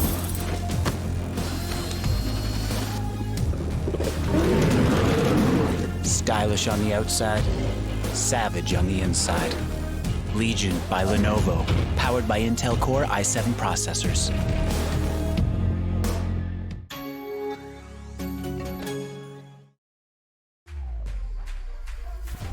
Think she can't get a last-second clutch? Watch this. Think he can't carry his team while streaming in high resolution? All the while recording a once-in-a-lifetime win? Watch this. Think leveling up only happens in-game? Watch this. On Intel Core i7, they'll rise to every challenge. Now it's your turn. Game, record, stream without compromise on Intel Core i7.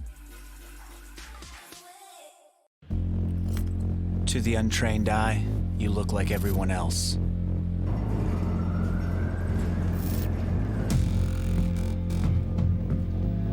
But you have another side.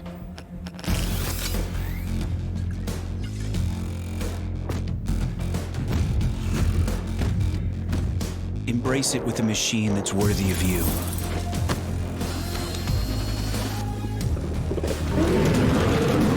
Stylish on the outside, savage on the inside. Legion by Lenovo, powered by Intel Core i7 processors.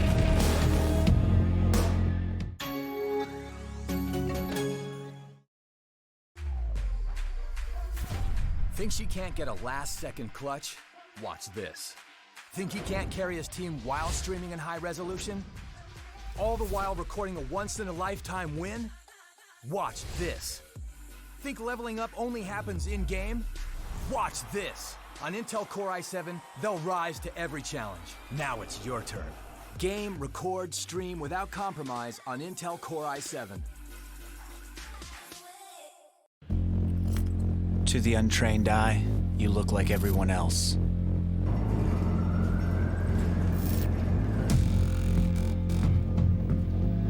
But you have another side.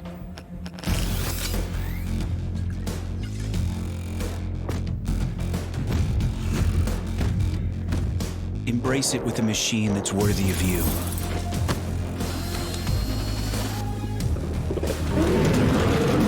Stylish on the outside, savage on the inside. Legion by Lenovo, powered by Intel Core i7 processors.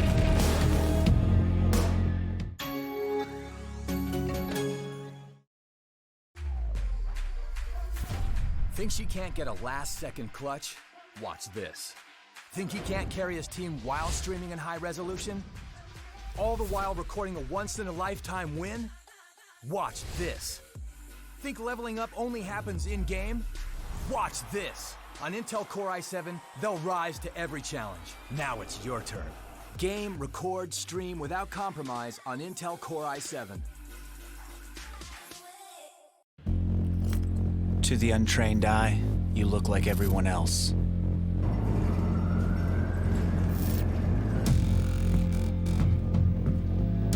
But you have another side.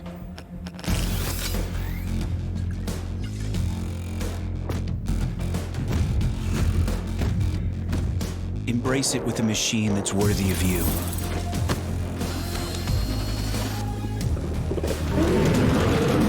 Stylish on the outside, savage on the inside. Legion by Lenovo, powered by Intel Core i7 processors.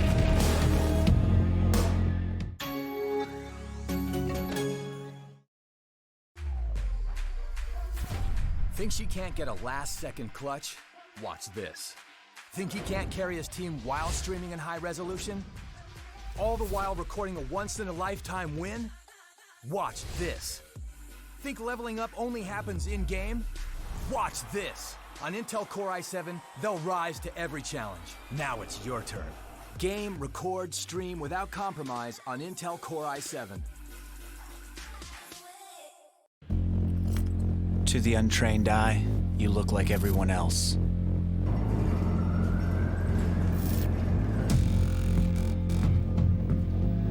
But you have another side.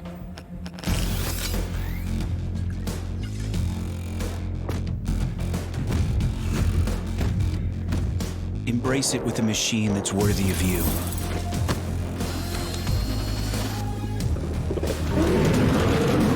Stylish on the outside, savage on the inside.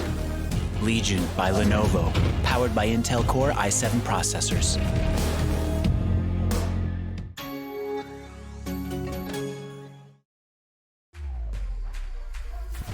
Thinks he can't get a last-second clutch? Watch this. Think he can't carry his team while streaming in high resolution? All the while recording a once-in-a-lifetime win? Watch this. Think leveling up only happens in-game? Watch this. On Intel Core i7, they'll rise to every challenge. Now it's your turn. Game, record, stream without compromise on Intel Core i7. To the untrained eye, you look like everyone else.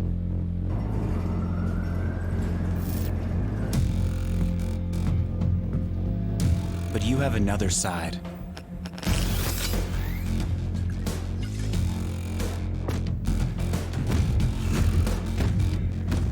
Embrace it with a machine that's worthy of you.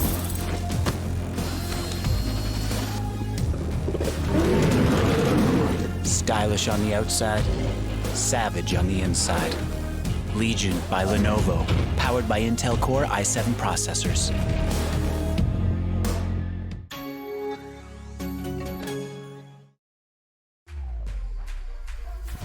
Thinks he can't get a last-second clutch? Watch this. Think he can't carry his team while streaming in high resolution?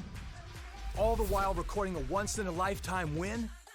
Watch this. Think leveling up only happens in-game? Watch this. On Intel Core i7, they'll rise to every challenge. Now it's your turn. Game, record, stream without compromise on Intel Core i7. To the untrained eye, you look like everyone else.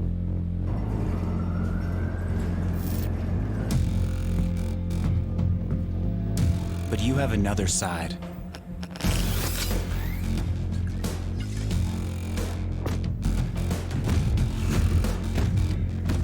Embrace it with a machine that's worthy of you.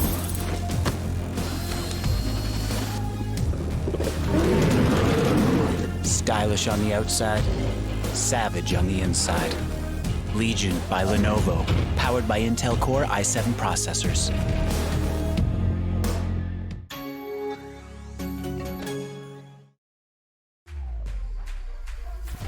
Thinks he can't get a last-second clutch? Watch this. Think he can't carry his team while streaming in high resolution? All the while recording a once-in-a-lifetime win? Watch this. Think leveling up only happens in-game? Watch this. On Intel Core i7, they'll rise to every challenge. Now it's your turn. Game, record, stream without compromise on Intel Core i7. To the untrained eye, you look like everyone else.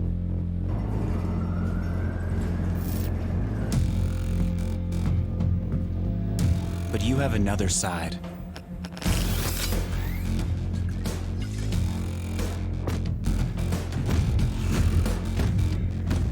Embrace it with a machine that's worthy of you.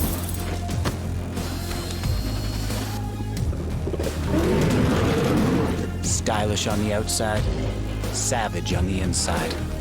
Legion by Lenovo, powered by Intel Core i7 processors.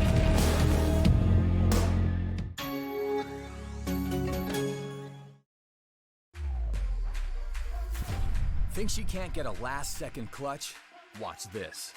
Think he can't carry his team while streaming in high resolution?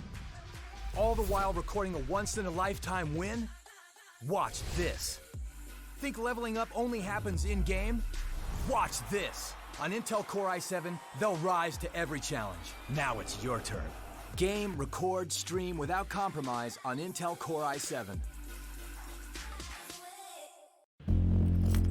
To the untrained eye, you look like everyone else.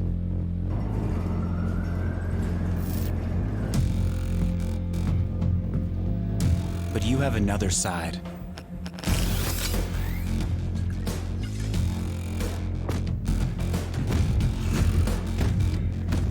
Embrace it with a machine that's worthy of you.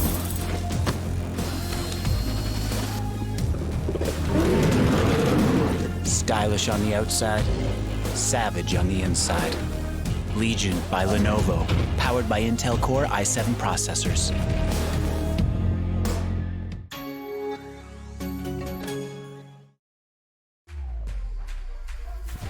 Thinks he can't get a last-second clutch? Watch this. Think he can't carry his team while streaming in high resolution?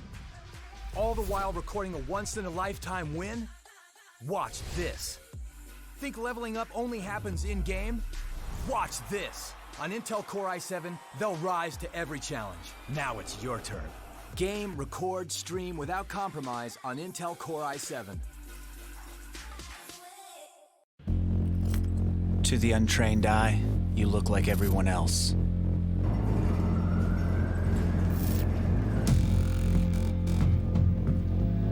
But you have another side.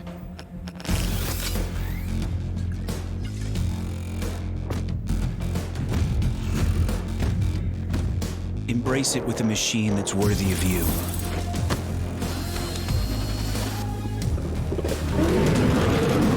Stylish on the outside, savage on the inside. Legion by Lenovo, powered by Intel Core i7 processors.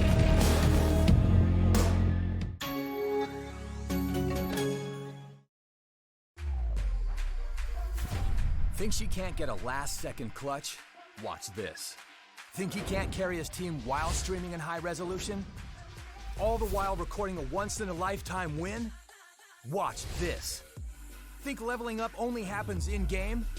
Watch this. On Intel Core i7, they'll rise to every challenge. Now it's your turn. Game, record, stream without compromise on Intel Core i7. Welcome back, ladies and gentlemen. My name is Capnadia and I'm joined by Bathura for the third map of the Legion of Champions Series 4 PUBG PC India Qualifier, brought to you by Lenovo and Intel. We've got an exciting matchup ahead of us with Team Indian rivals storming into a massive lead as they look to secure their spot in the grand finals in Bangkok through the India Qualifier, the LAN for which is happening at Comic-Con Bangalore, which will be hosting the Legion of Champions India Qualifier, where 10 lakhs are up for grabs. Let's take a look at the scoreboard after the first two maps.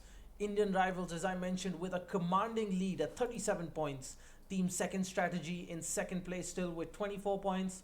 Team 4F closing the gap, coming within touching distance of the second and last qualifying spot for this group with 20 points. Team Anonymous at 12 points. And then we've got the rest of the lot with Desynkers at 8 points, Crazy Squad at 8 points, 4 Pixels and Fury tied at 7 points, and Meraki, the only other team with points, with 3.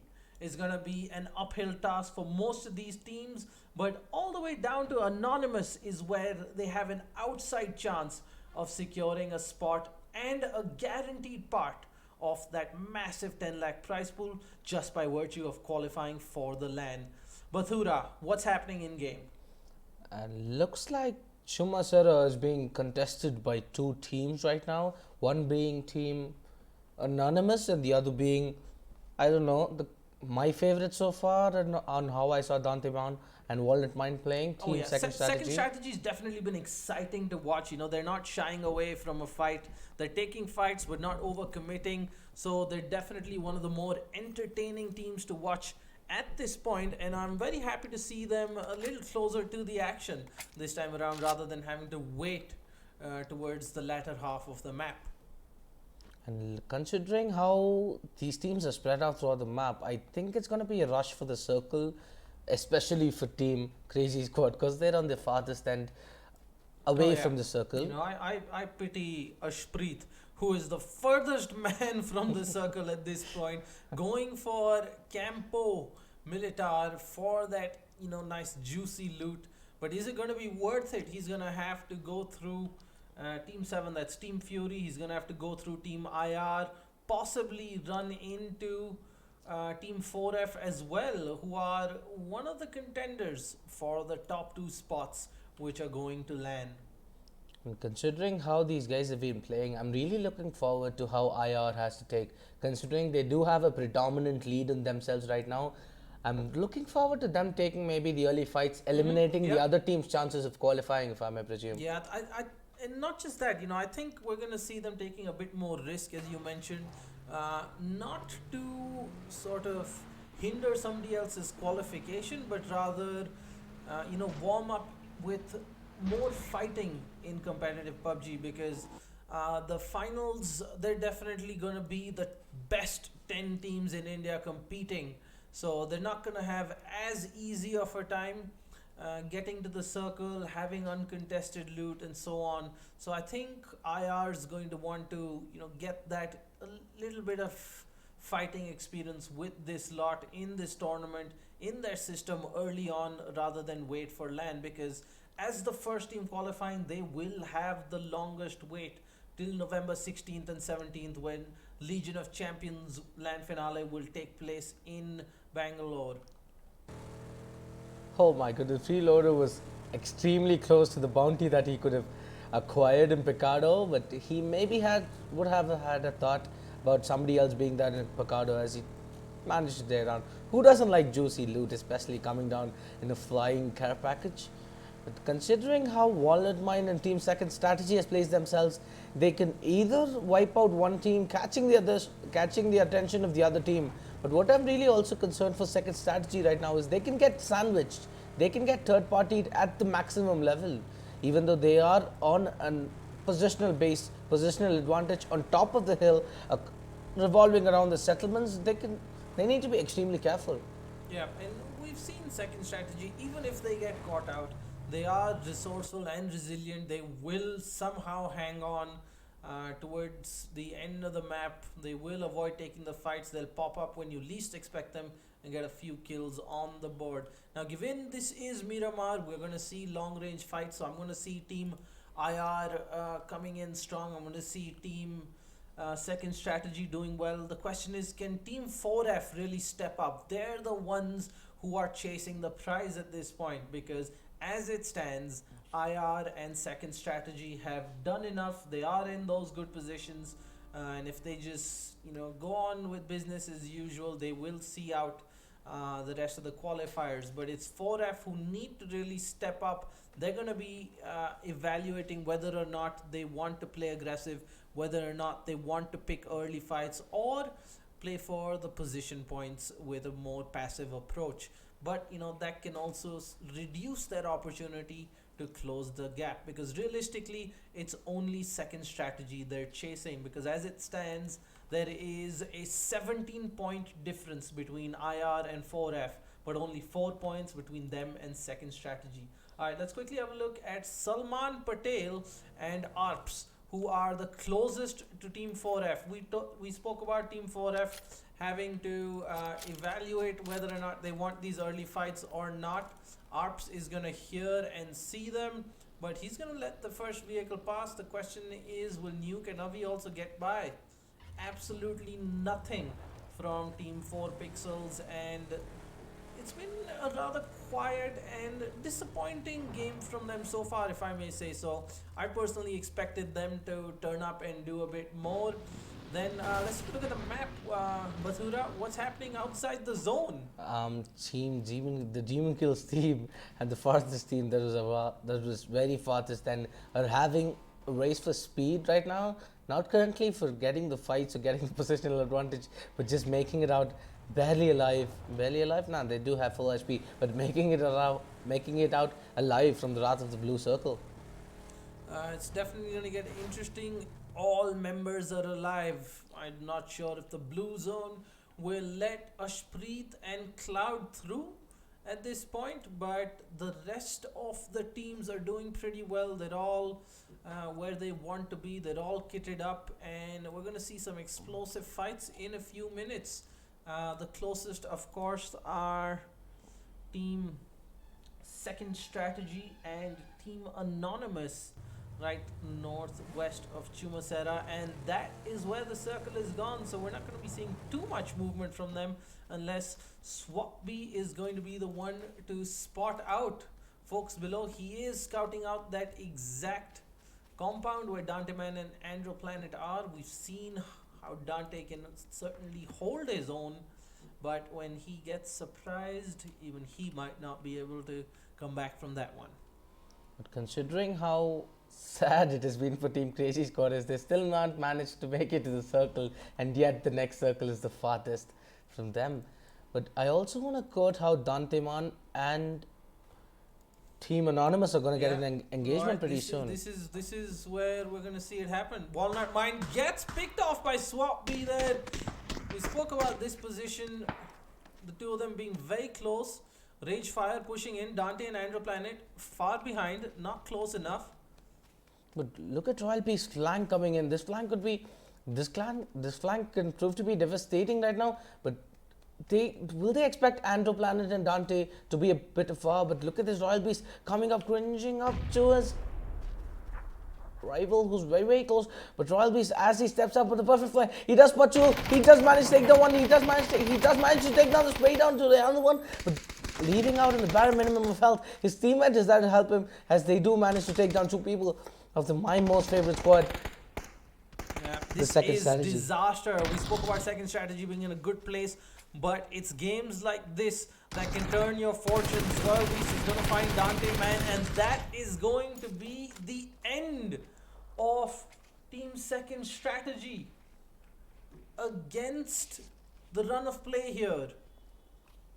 Team Anonymous, forgive me, has picked up 4 kills, moved up to 16 points, closed the gap, and suddenly, just like that, we have an amazing game on our hands. A 4-for-1 trade coming in with 2 each on Royal Beast and Rage Fire. Great play for them, giving their team a real shot now at getting close to that second place and the last qualifying spot for the Legion of Champions for PUBG India Qualifier LAN. And yes, the caster curse follows me here as well. I code that this team has been my favorite. They get wiped off the server the next instance. But considering all the other positions, I think Team 4F and Team Salman Patel, Team Salman Patel, my bad. They're the one. Yeah, I think they're the ones that's going to be engaging the next, as they're very close to Chuma Serra. Yep, so they've actually got the most densely populated area of the map under control. Turning our attention a little north, we have seen UV90 from from Crazy Squad do the crazy thing and fall to the blue zone without even so much as a shot fired. And our producers cannot control themselves at how funny the situation is. Bong Crazy as well. The Cloud 5-5 is still running and they've missed this circle. Bong goes down to the zone, and Ashpreet will most likely be the last man standing for the Crazy Squad. Crazy plays indeed, folks. But back to the action with some real PUBG. Acolytic, he is going to be in a great position overlooking Team 4F. Beautiful vantage point here for him. Ashpreet did manage to make it inside the circle. He's going to spot Rachit Panwar, not really connecting so far, gets dinged by Cold Blood from the distance, and he's going to hightail it out of there, and that's going to be enough for Rachit Panwar to get out. And Ashpreet just and made Bomb it Crazy inside. has fallen to the zone. Ashpreet, as predicted, is the last man alive. Him being the last man alive, he thinks himself as he's in a very safe position, but he very close to him. Team Meraki lies down in the scattered lands of Monte Nuevo. I think Ashpreet can manage to hear probably, but look at this. Siddharth has actually been taking a small amount of damage from something. Oh, it's just a car crash. Oh, we've got a huge fight over here. Axelin and Team Indian Rivals have moved up, and they are right below Team Anonymous, who we just mentioned have gotten themselves in a good position. Now, this is not what they wanted. Finding other teams, trying to get kills, yes, but running into the server leaders who have pretty much annihilated any team that has come in their path is not what Team Anonymous had in mind when they were looking for more trouble. These guys are going to look at hunkering down inside their house, as Swap B is going to be providing some overwatch. We've got 4 Pixels and 4F in the distance. And as we talk about all the others engaging squads, look at this. They're still not done fighting as IR takedown on Team Swappy. Oh, Swappy's getting tagged down. His head is almost popped off as there's only bad minimum of health left. Bad minimum of protection force left in his helmet. Because Swappy is trying to take out this deadly engagement. He does spot Amit Koldora. He does manage to take him down. No, he just managed to drop him down to 80 points of health. But no, Amit was like, nah, I'm just going to sneak in. It's not too worthy taking this fight. Because we know how they've been playing. But no, Swappy gets... Oh, he's actually joking around, giving damage. And I think he's playing amazingly well. And Swappy... Yeah. Swappy, the only downside is he's barely got a helmet left. And, you know, a headshot from one of the bigger snipers, which he's up against, might just prove to be fatal, which will put him in a tough spot because Apire is a little too far to provide any sort of support. And as I mentioned, Swapby gets taken down, and that's probably going to be the cue for Indian Rivals to push up. Apire, he's going to try and get to his teammate. He too does not have much of a helmet left. If he gets spotted out, that could be the end. Indian Rivals have relocated to a different compound, so that means when they peak, they're going to have a good advantage. They've gotten in their vehicles and they are driving away. Seems like the strategy is to drive around Team Anonymous, and that's probably going to take them towards Team 4 Pixels. This is going to be interesting. Salman Patel, usually very good, and Chandan takes down iFlakes. Cold Zara just about surviving there, not really connecting. 4 Pixels finally on the board. Excellent from the distance. My god, he's gonna down and finish off Chandan, who's a bit careless to leave himself so exposed. And just when you thought 4 Pixels kind of caught a break and found Team Indian Rivals in a very compromised position, Indian Rivals show just why they're leading the server. Look at Amit going. He just heads down to a fight which was happening between Team Anonymous. But look at Amit's position. This can be so captivating considering iFlex on his team is already down. I think they need to go for the safe play, but look at this. Team 4 Pixels and Team Anonymous are out on a brawl for it. Yeah, let's take a look at the aerial view real quick. We got Team Anonymous on the left, Team Indian Rivals in the middle, as Hydra once again with a deny on his own teammate. We've seen this strategy once again employed. They're making sure nobody gets those kills. They are practicing. Every match counts, every point counts. These guys are in it to win it. They're not fooling around at all. And currently what I like is Gilsab and his squad are going towards the cap package again. And what will Gilsab actually get here? Let us watch. But no, he's so close yet so far. He turns away as freeloaders start shooting him. Oh my goodness, this is like this famous quote where you get everything but you don't get anything. Oh my goodness. Oh, Swapy, he's spotted out. Indian Rivals, but not really connecting. Oh my god, this man needs to go to shooting school. Finally, one hit left on Axelin. Swapy, come on, mate. Oh, the nade forcing him back, and Axelin lives to fight another day. Team Anonymous, they thought they had it. Hydra Flick and Cold Zera coming in hot, providing the much needed cover. Ragefire, look at that, he's behind them. They have no idea. Ragefire shows why he's a member of Anonymous, shooting all over the place, not really connecting. That was a golden opportunity to put a dent in their plans, but now Ragefire is stuck in a tiny shack. A nade just flew past him. Not sure whether he's going to be able to do anything about it. Beautiful nade there by Axelin, cooked to perfection, and Ragefire bites the dust, and that's going to be the end of Team Anonymous and their hopes this match. And as we talk, Team 4F is getting third partied by Team 4 Pixels and Team Fury at the same time, and they're getting sandwiched pretty much. But no, they're getting sandwiched, they're getting a double-decker sandwich as Team Desynkers also joins the fight to take down the same squad that they've been fighting all along. And as we talk, beautiful shots coming in together. All eyes now actually on Team 4F with second strategy going off early with next to no points. It is up to 4F. Their fate is in their hands. Can they secure a strong position going into the final Miramar map after this with a chance to go to the grand finals? For those of you that don't know, all the squads are playing for not just a slot at the Legion of Champions India LAN finale, but a chunk of the 10 lakh prize pool. Every team qualifying for the LAN is guaranteed a piece of the prize, and Avi showing why he deserves a piece of that pie, coming up with a huge play there. 2 kills now on to Team 4F as Axelin goes down, and now it's down to Hydroflick and Cold Zera on whether they can really hold out as a duo, the perfect practice scenario. Salman Patel coming in close. They are right in front of Team 4F. 4 Pixels and 4F sharing the compound now.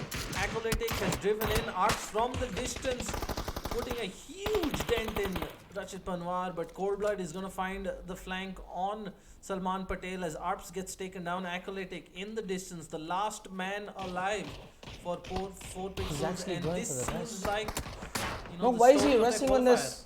Why is he resting when there's a plethora of bullets shooting against him? Man, this guy's got walls of steel right now for helping his teammate right now in such a crazy position. And yes, he does manage to take down the rest and does smoke himself. Smokes the buggy, smokes everything he sees just to stay alive. But look at this, the circle says no.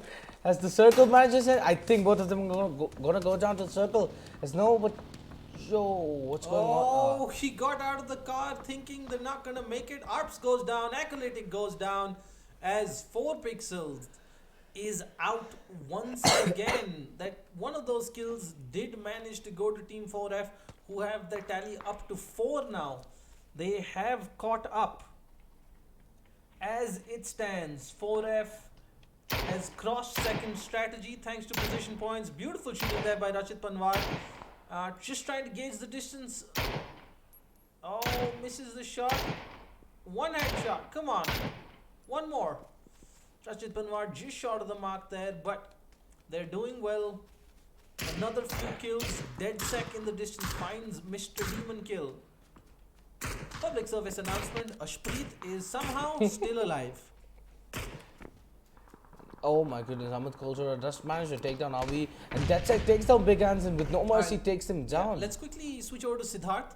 He's got Freeloader and Dedsec in front of him. He's going for the res in the smoke. Freeloader is trying to push up.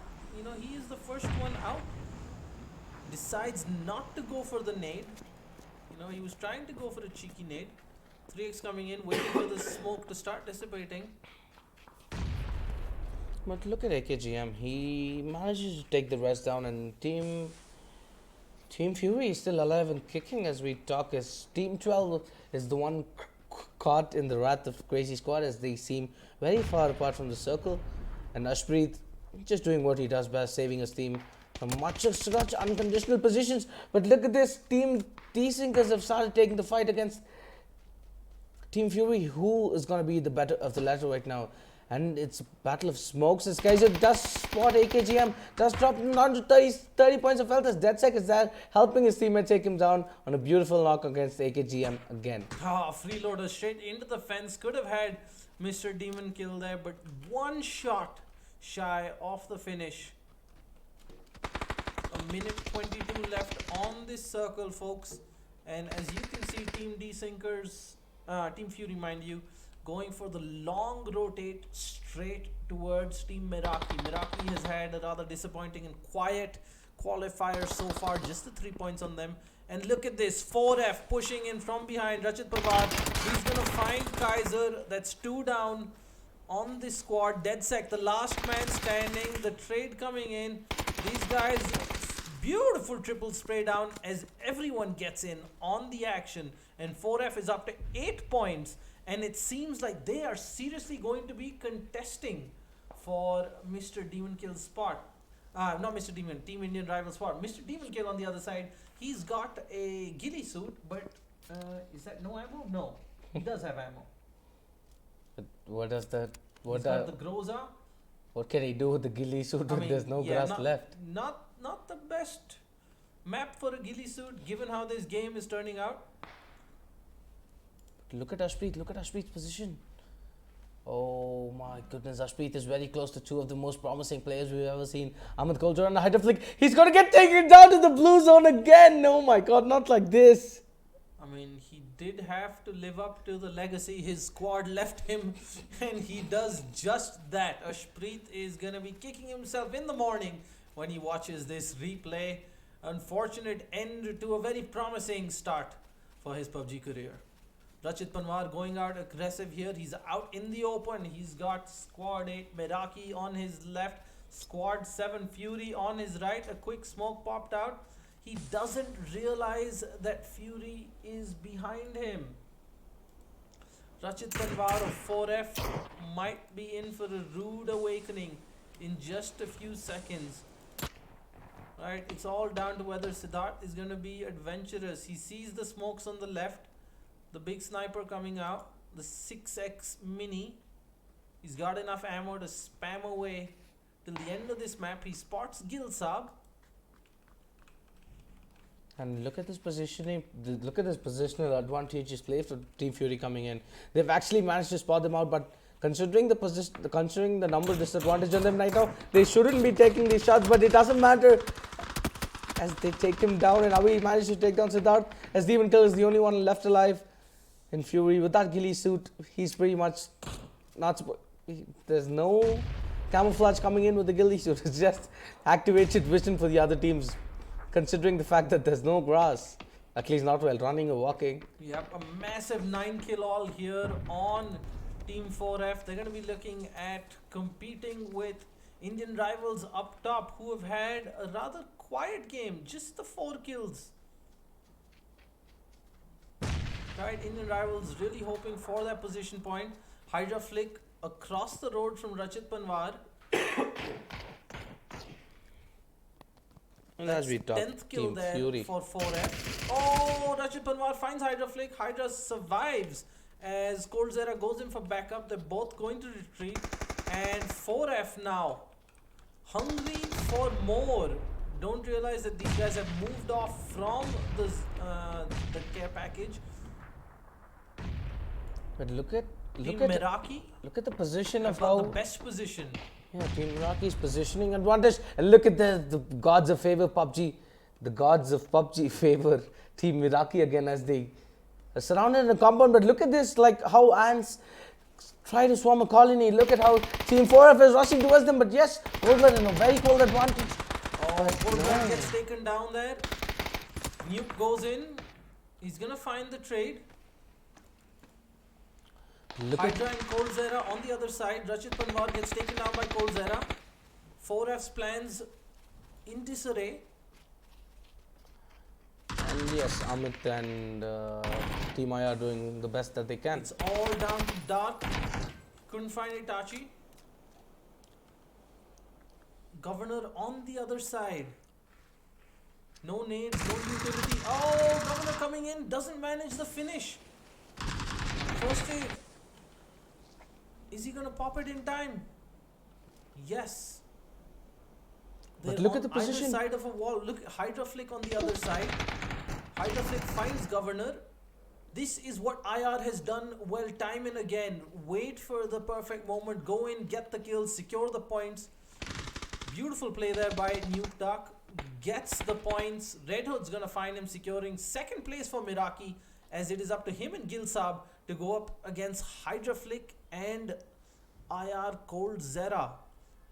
Red Hood holding a nice corner there. Gilsab not really seeing much, covering each other's back, so there's no way either of them can be flanked. But the constant movement from Gilsab is definitely going to give away his position to Cold Zera and Hydra Flick. 3 seconds till the zone starts pushing. Look at this, the aerial view is so comical. Both of them just waiting like I pawns hear on the names different getting side. cooked. Oh my goodness, look at this flank from Amit Koldara. Do they expect this Red Hood is like very much open towards adulthood right now as Amit Koldara does spot him a little bit? I think it all comes down to whether Red Hood's barrel is going to be sticking out that door right now. Alright, a little bit of X-ray vision for you guys to give you an idea of where Cold Zera, Hydra, Gilsab are from Red Hood's perspective. Gilsab's perspective, Gilsab looking the wrong way, has no idea, so he's not going to be helping Red Hood at all. The zone has started to push in. 2 minutes till ground zero, which is, believe it or not, outside, which means it favors Team IR. Red Hood and Gilsab have to go through them. Gilsab should be able to get in from the other side, I mean get out, mind you, from the other side, where it is the zone pushing in. But look at Hydra Flick, he's just he just I has think nerves, Gilsab is man. going to walk into Hydra's crosshair. Gilsab takes a hail of bullets to his face, and with the zone pushing in, Red Hood is going to die to the zone. Gilsab takes a lot of damage and the zone finishes off Red Hood, and that is another win, another dominating performance by Team Indian Rivals. What a match. You know, we thought it would be a little troublesome for them having lost two members early on in a bunch of crossfires, but despite that, they hung on, they picked their fights, and a relatively low kill game by their standards with just 7, but another win. This all but guarantees their qualification for the Legion of Champions for PUBG India qualifier LAN finale. So they're definitely going to be in Bangalore next month competing for that 10 lakh prize pool. And if I were the opponents, I would definitely watch and learn and quite possibly be afraid. But the real talking point this time was 4F. They didn't win, they didn't come second, but an insane 11 kill haul put them within touching distance of Indian rivals before they picked up this win. Yeah. So they're definitely in a comfortable second place now. But can they see it through? We saw second strategy, falter this map. They got a bit too comfortable and they went out. I think they were the first or second team to go out. So that was a bit disappointing to see. We're going to have an exciting map 4 coming up in just a few minutes, folks. I'm Captain Arya, joined by Bathura, the last Miramar map, as we look for the first 2 teams to qualify for the Legion of Champions PUBG PC India qualifier LAN finale. To the untrained eye, you look like everyone else.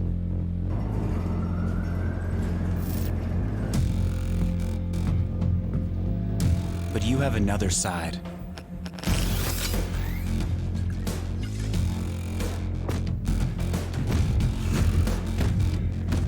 Embrace it with a machine that's worthy of you.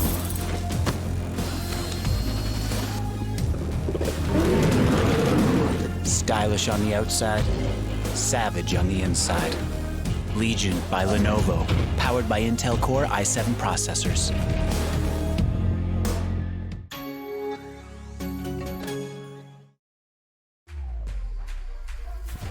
Think she can't get a last-second clutch? Watch this. Think he can't carry his team while streaming in high resolution?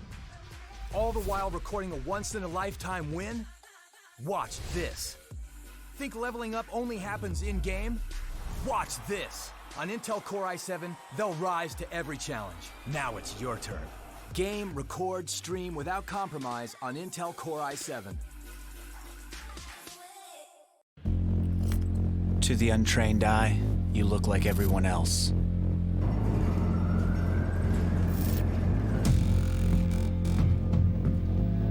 But you have another side.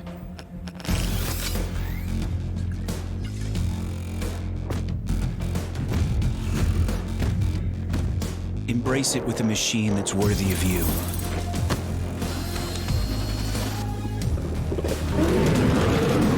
Stylish on the outside, savage on the inside.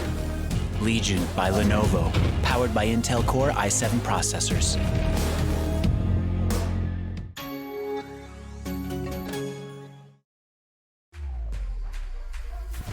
Think she can't get a last-second clutch? Watch this. Think he can't carry his team while streaming in high resolution? All the while recording a once-in-a-lifetime win? Watch this. Think leveling up only happens in-game? Watch this. On Intel Core i7, they'll rise to every challenge. Now it's your turn.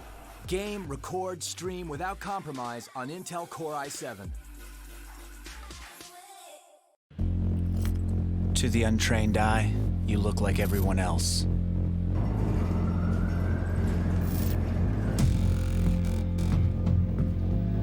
But you have another side.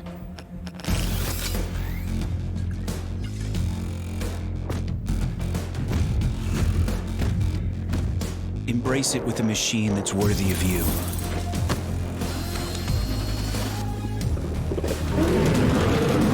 Stylish on the outside, savage on the inside. Legion by Lenovo, powered by Intel Core i7 processors.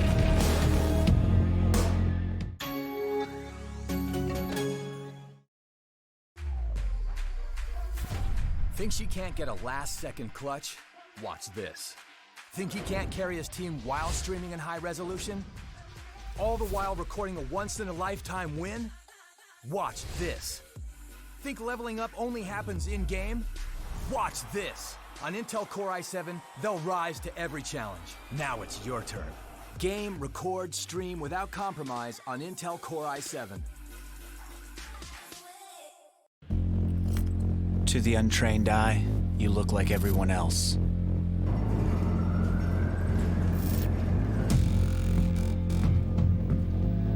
But you have another side.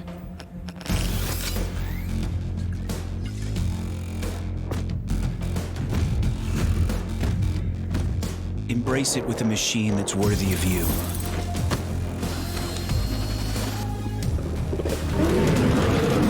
Stylish on the outside, savage on the inside. Legion by Lenovo, powered by Intel Core i7 processors.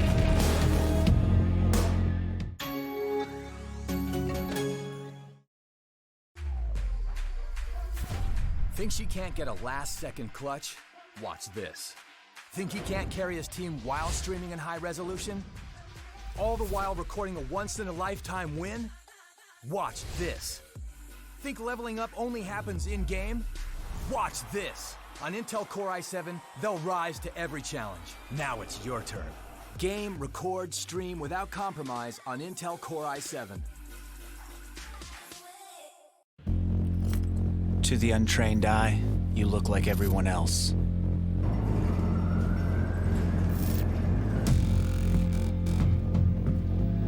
But you have another side.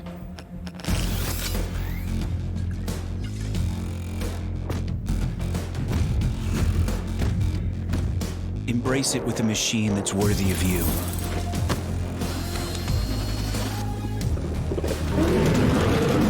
Stylish on the outside, savage on the inside. Legion by Lenovo, powered by Intel Core i7 processors.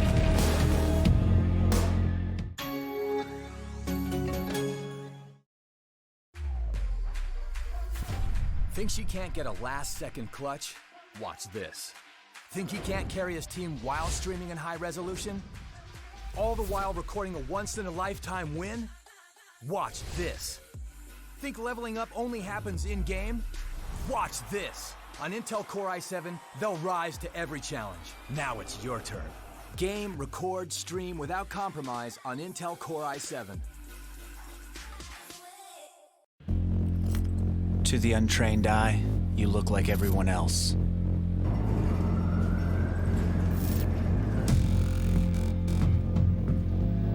But you have another side.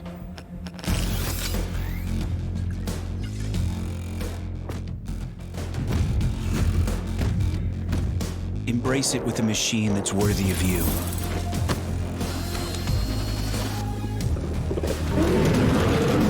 Stylish on the outside, savage on the inside. Legion by Lenovo, powered by Intel Core i7 processors.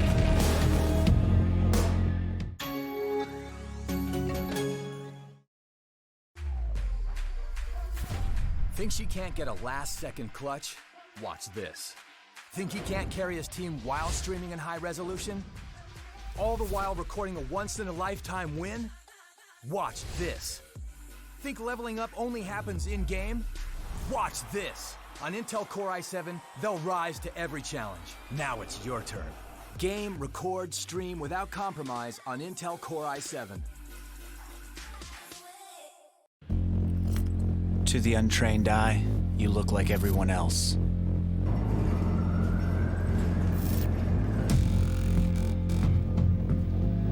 But you have another side.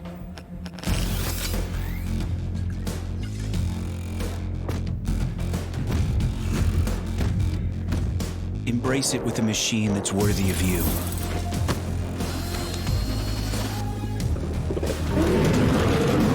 Stylish on the outside, savage on the inside. Legion by Lenovo, powered by Intel Core i7 processors.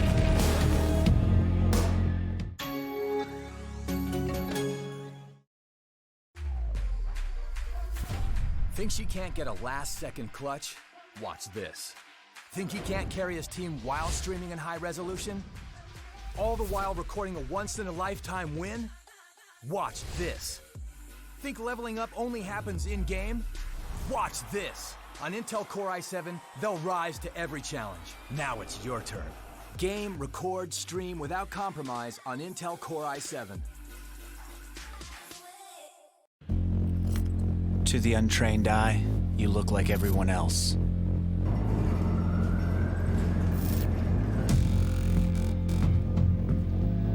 But you have another side.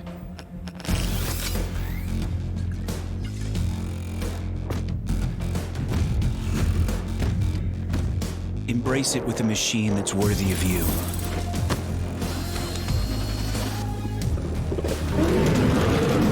Stylish on the outside, savage on the inside. Legion by Lenovo, powered by Intel Core i7 processors.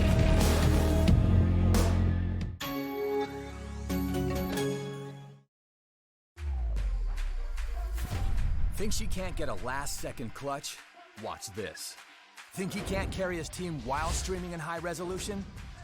All the while recording a once-in-a-lifetime win? Watch this. Think leveling up only happens in-game? Watch this. On Intel Core i7, they'll rise to every challenge. Now it's your turn. Game, record, stream without compromise on Intel Core i7. To the untrained eye, you look like everyone else.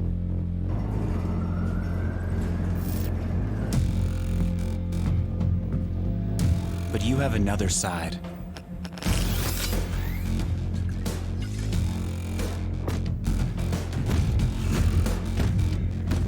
Embrace it with a machine that's worthy of you.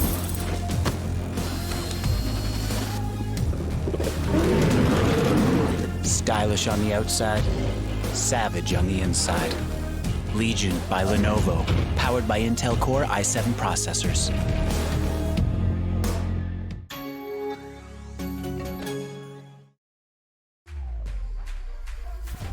Thinks he can't get a last-second clutch? Watch this. Think he can't carry his team while streaming in high resolution? All the while recording a once-in-a-lifetime win? Watch this. Think leveling up only happens in-game? Watch this. On Intel Core i7, they'll rise to every challenge. Now it's your turn. Game, record, stream without compromise on Intel Core i7. To the untrained eye, you look like everyone else.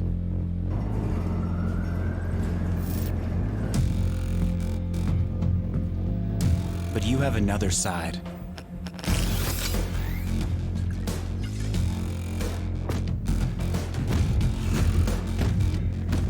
Embrace it with a machine that's worthy of you.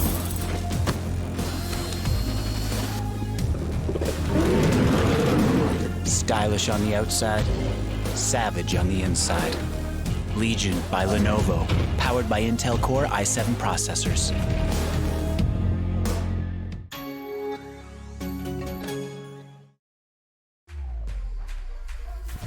Thinks he can't get a last-second clutch?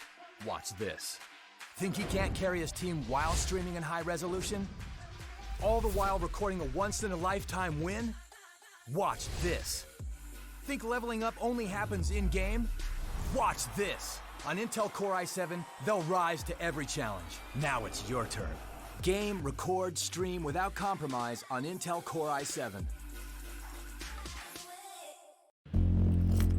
To the untrained eye, you look like everyone else.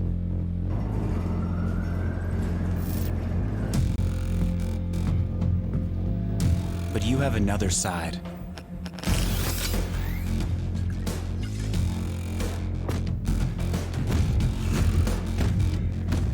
Embrace it with a machine that's worthy of you.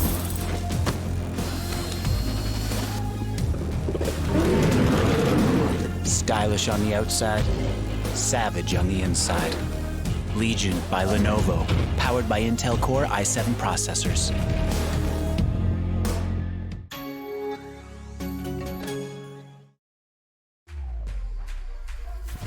Thinks he can't get a last-second clutch? Watch this. Think he can't carry his team while streaming in high resolution? All the while recording a once-in-a-lifetime win? Watch this. Think leveling up only happens in-game? Watch this. On Intel Core i7, they'll rise to every challenge. Now it's your turn. Game, record, stream without compromise on Intel Core i7. To the untrained eye, you look like everyone else.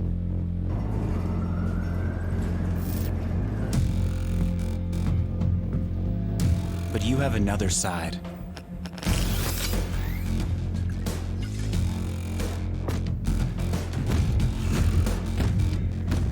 Embrace it with a machine that's worthy of you.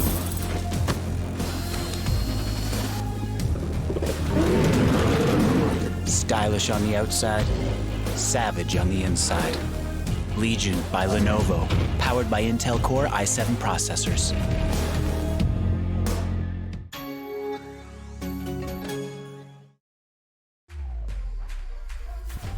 Think she can't get a last-second clutch? Watch this. Think he can't carry his team while streaming in high resolution? All the while recording a once-in-a-lifetime win? Watch this. Think leveling up only happens in-game? Watch this. On Intel Core i7, they'll rise to every challenge. Now it's your turn. Game, record, stream without compromise on Intel Core i7. To the untrained eye, you look like everyone else.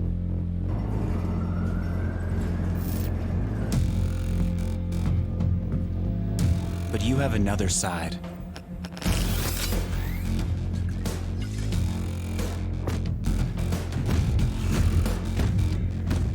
Embrace it with a machine that's worthy of you.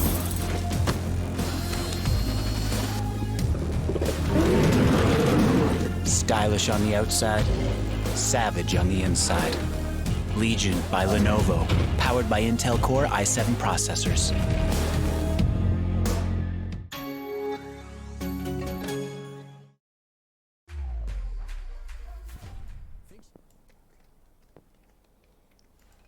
And yes, we are there in the last installment of today. The fourth map, the final map being Miramar, and as we see, there's only 2 people on IR team. Maybe they just decided, we already had this, you guys go have fun as Hydroflix and Culture leave for the day. And there's actually two squads close to Picado, and they pretty much spread out the map. And yes, yet again, Crazy Squad on the farthest end of the map apart from the circle.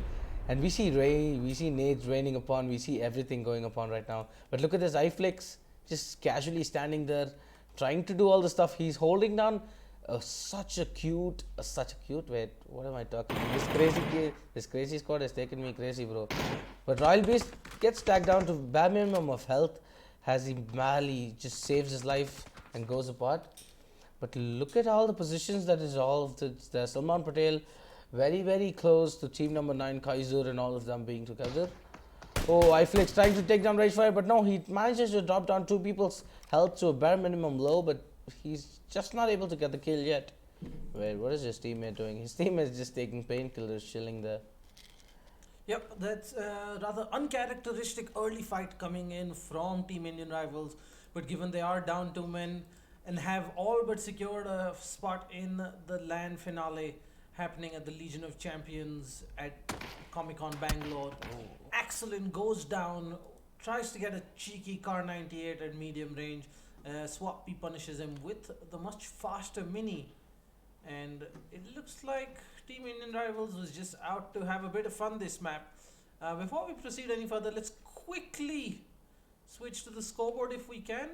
We don't have a few seconds. It seems like Swap B and Royal Beast are pushing in. iFlix the only ones alive. Apologies for that. But yeah, Indian Rivals with a commanding 54, 4F with 36 points at second place and second strategy. Haven't moved an inch from that 24 points, who will now contest for that last spot. Back to the game, folks. Swap B and Royal Beast have pushed in. Team Anonymous trying to make the most of that last map. They are on 17 points, so they're going to want to hang in there, contest, and get up the scoreboard, and that's going to be an easy wipe, as Royal Beast is going to take down iFlix from high ground and get the 2 kills, get the position, and the leaders are out. The first airdrop, let's go to Andro Planet and see what he's got. And as we see, Andrew Planet's got an AWM, a level 3 helmet, and a level 3 vest with a level 3 backpack, I presume. As we talk, he gets one amazing. But what a shame for that 2x being there on top of the arm. That technically deprives me of all the soul that I've got left to myself. But look at this. It's an amazing positional advantage right now for team number 5. Team number 5 being team number 5, and look at this, team number 7 and Avi007 Cold Blood. Oh, it's quite interesting about how everything's gonna be around the ground. But look at this, Chandan desperately shouting some boost towards team 9 as Alcoholic just managed to take down Santi as RPs manages to take down Kaiser as well. What a beautiful engagement it has been for Team 4 Pixels right now. They're proving to be lively this map again. As Chandan just basically drinking all of this thing and just basically doing everything he can. But look at this, he's trying to go for this, and yes, beautiful, 4 Pixels come out alive and take down team number 9. I'm really sorry for not knowing the name, but yeah, team Freeloader, they've been loaded with a lot of pixels coming apart from 4 Pixels as we talk.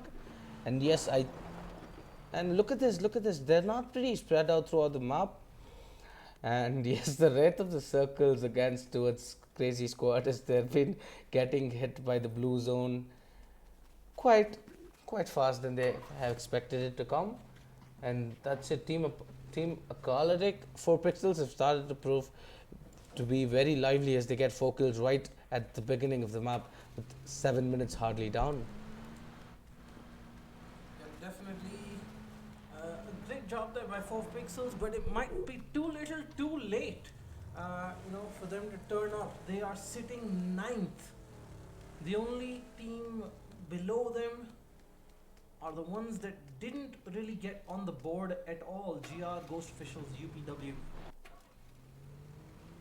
4 Pixels, if you ask me, at the beginning of today's first qualifier, I would have said yes, these are guys that are going to be competing up there with Team Indian rivals, but they're at the opposite ends of the spectrum. Things really haven't gone right for ARPS, Acolytic and Salman Patel, who are joined this time by Chandan.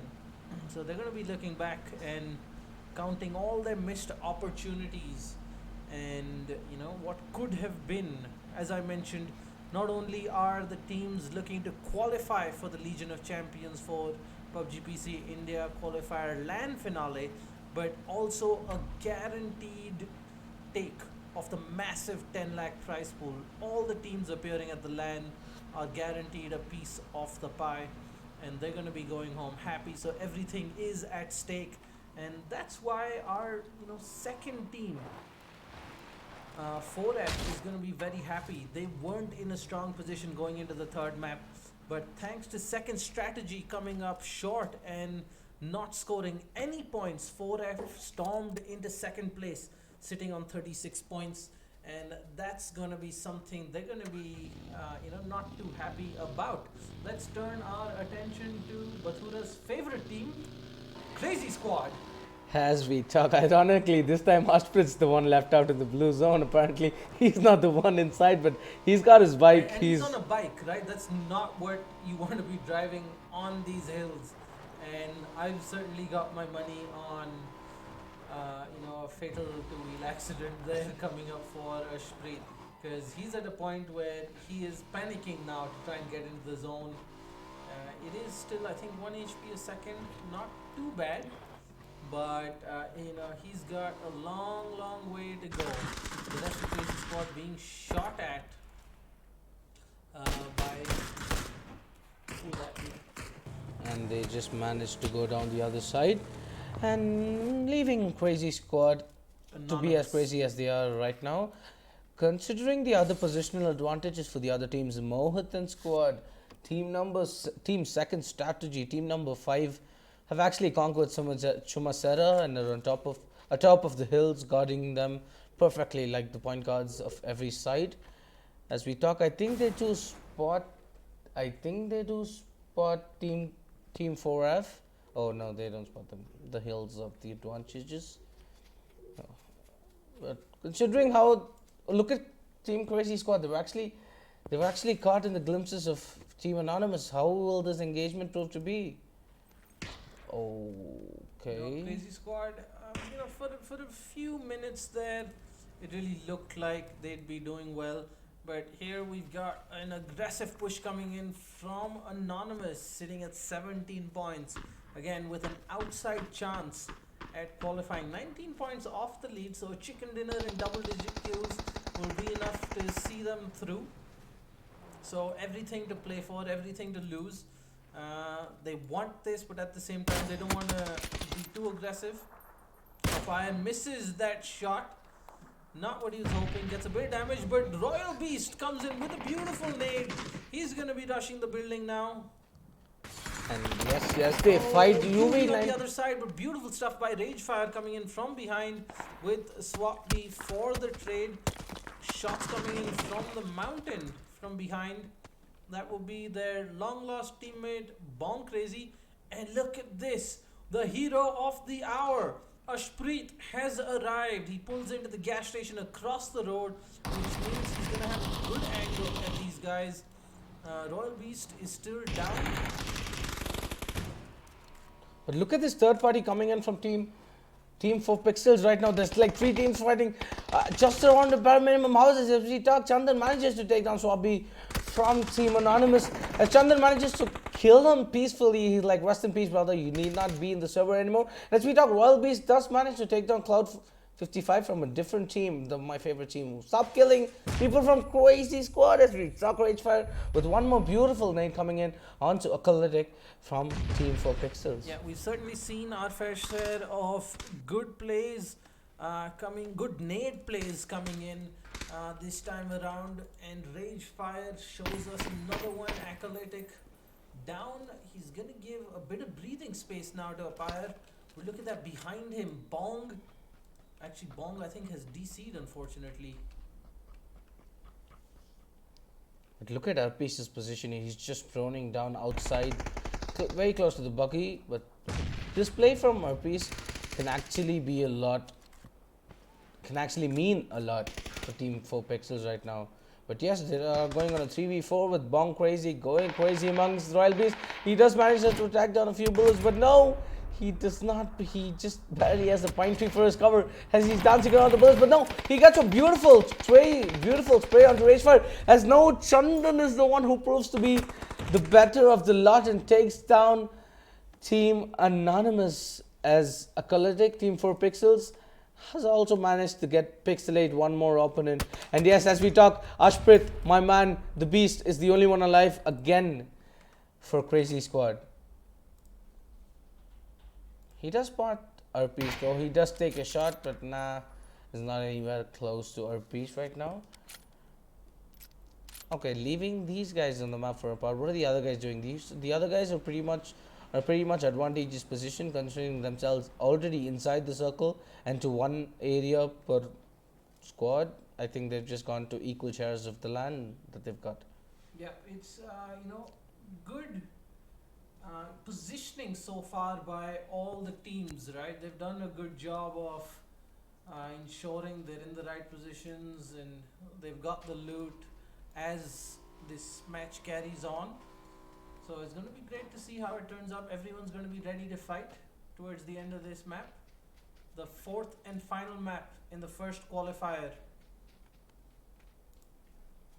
Considering how close team number 12 is to, he's taking this bike from parked inside the garage. Making sure he has that escape route for him, and I think he's going to be heading straight towards squad 7. Oh, I thought they were taking a fight. They were just punching the dice. As Mo does spot down Rohit Panwar, does manage to give him a lot of damage, but does not secure the knock though. And considering the parking skills of everyone, look at them park their vehicles everywhere. One inside the building, one amidst the broken towers. Well, the Jeep is an after. Avi here playing with fire, just driving by. Who was that? I think AK and Mr. Big Hands. I'm not sure how he survived this, but he has managed to get himself to an airdrop, and that is going to be a nice little ghillie suit for him there. This is a good part of the map to have the ghillie suit in. Doesn't opt to switch his weapons, so I think he's just kitted himself out with level 3. Oh, I mean, left a bit of his, high IQ plays back at that care package. He's not too hot on meds, 4 bandages, 2 first aids, and somehow survives, lives to fight another day, scurries for the building, and he's gonna start bandaging up. That was one of the most awkward sequences we have seen in a while. Definitely taking the pressure off Crazy Squad there. And look, considering the positions right now, Team Second Strategy have the perfect strategy as they're around the God building, as we call it, or the broken barracks, or whatever you like to call it or quote it. All 4 of them are alive, and I think they've properly strategized themselves right now, considering them. Let's quickly switch over to Mr. Demon Kill. He's gonna find Avi, who just about survives thanks to his level 3 armor. Nuke Talk on the other side of his bush. Mr. Demon's gonna find him. He's gonna get the trade. And this is looking bad for Squad 7. They lost they got Nuke Dark, but at the expense of Mr. Big Hands and AK. Right, 4F making sure they're in it to win it. They're not going to be leaving this chicken dinner, given the server leaders are out. Avi in hot pursuit here. And Athletic, Team 4F and Team 8 are having much of a pretty... Team Meraki and 4F are having much of an unruly... I don't know what to quote it, because this guy's on top of the roof shooting down at broken walls, so yes. Yeah, a little bit of a long range skirmish happening there. Let's quickly switch over. Chandan and Acolytic holding back Desynkers, Meraki, apologies. Ooh. Rachit Panur actually manages to take down Demon Kill from the Fury squad. Yep, that's going to be that for them, as 4F is making sure they're in it to win it. And yes, my man Ashprit rocking it just as usual, as he's the sole survivor again for the Crazy Squad. And look at this engagement from Team Second Strategy. They do manage to take down Rachit Panwar. Excuse me. They do manage to take down Rachit Panwar, and they're scouting for more. And considering these powerful scopes that they've equipped along the run, I think they're good to go with what they have right now. Mohit just desperately trying to get on the better ground, but no, the hills have eyes, and yes, so do Acolytic doesn't do enough to take down Gilsab. Now it's all up to ARPS to push up and try and trade. Oh, beautiful spray down with the 3x. ARPS finds Gilsab. Acolytic, he's gonna have to jump down. Chandan goes and finishes off the squad, just about surviving Acolytic there. Beautiful stuff there by Chandan, as we are up to 13 kills on 4 pixels. This is a massive leap for them, bringing them up to 22 points. That is still 14 behind the leaders 4F, who, as we have seen, have 2 kills on them. Just the 4 teams left, so nothing short of wiping everyone in the map. And still, I think it might not be enough, because seems like 4F have secured at least a 4th place, and that combined with the 2 points might just be enough. It seems like 4 pixels took just a bit too long to warm up for this qualifier, and they're going to be kicking themselves, because what we have seen this match is phenomenal compared to their performances in the first 3 maps. And I think Team 4 Pixels have pretty much decided that they've got enough kills. But look at the Acolytic's position. He manages to take down the homes. He manages to take it down under his precision, under his territory. He manages to mark it down, but he does catch the glimpse of Second Strategy, and that's not a good thing right now, considering how Danteman and Walnut Head have been playing. Yep, Second Strategy, they're not going to be too happy with how they have allowed this to get away from them. In such a great position in second place after the first 2 maps. The third map, the only way to describe it was potato from their side. 0 points on the board. and now they're in a fight for their lives. They're going to have to win this, and they're going to have to get 4 or 5 kills at the very least. They've spotted out the perfect target as they're in a long-range fight with 4F, the team they are competing with. Andrew Planet finds Acolytic. Oh no, apologies. Andrew Planet gets taken down by Acolytic and ARPS, and this is disaster for them. Dante Man being shot at by 2 separate squads between a rock and a hard place. But considering how these guys have been playing, I think second strategy has an upper hand to this. But look at Acolytic just desperately spraying and spraying pretty much just to get those bullets getting connected to his team. As we talk, Chandan does manage to tag down Mohit. Rashid Wow. driving away. Seems like they're driving their way to the land finale. All they have to do is stay alive and they secure their second spot. But as Walnut gets taken down by Chandan, and it looks like it is going from bad to worse for second strategy. Just the 2 of them left alive, and they're giving away kills for free. There is 15 kills, almost half the server. Dante Man gets taken down by Rachit in the distance. This kill in particular is going to hurt more than the others, because not only are they losing a man, they gave away a kill to their nearest competitor, 4F, who are in such a good position to begin with. And yes, them a man Ashprit tries to save Crazy Squad desperately, but gets taken down by 4F eventually. And Mohit here gets now spotted we out are. by Chandan. He's getting pushed. This is the last chance that second strategy has. Mohit on, just about had him there. And that is the end. And that all but seals the fate for everybody in the server. 4F securing a second place at the very least. It is a 3v3. Can 4 pixels take home the chicken dinner?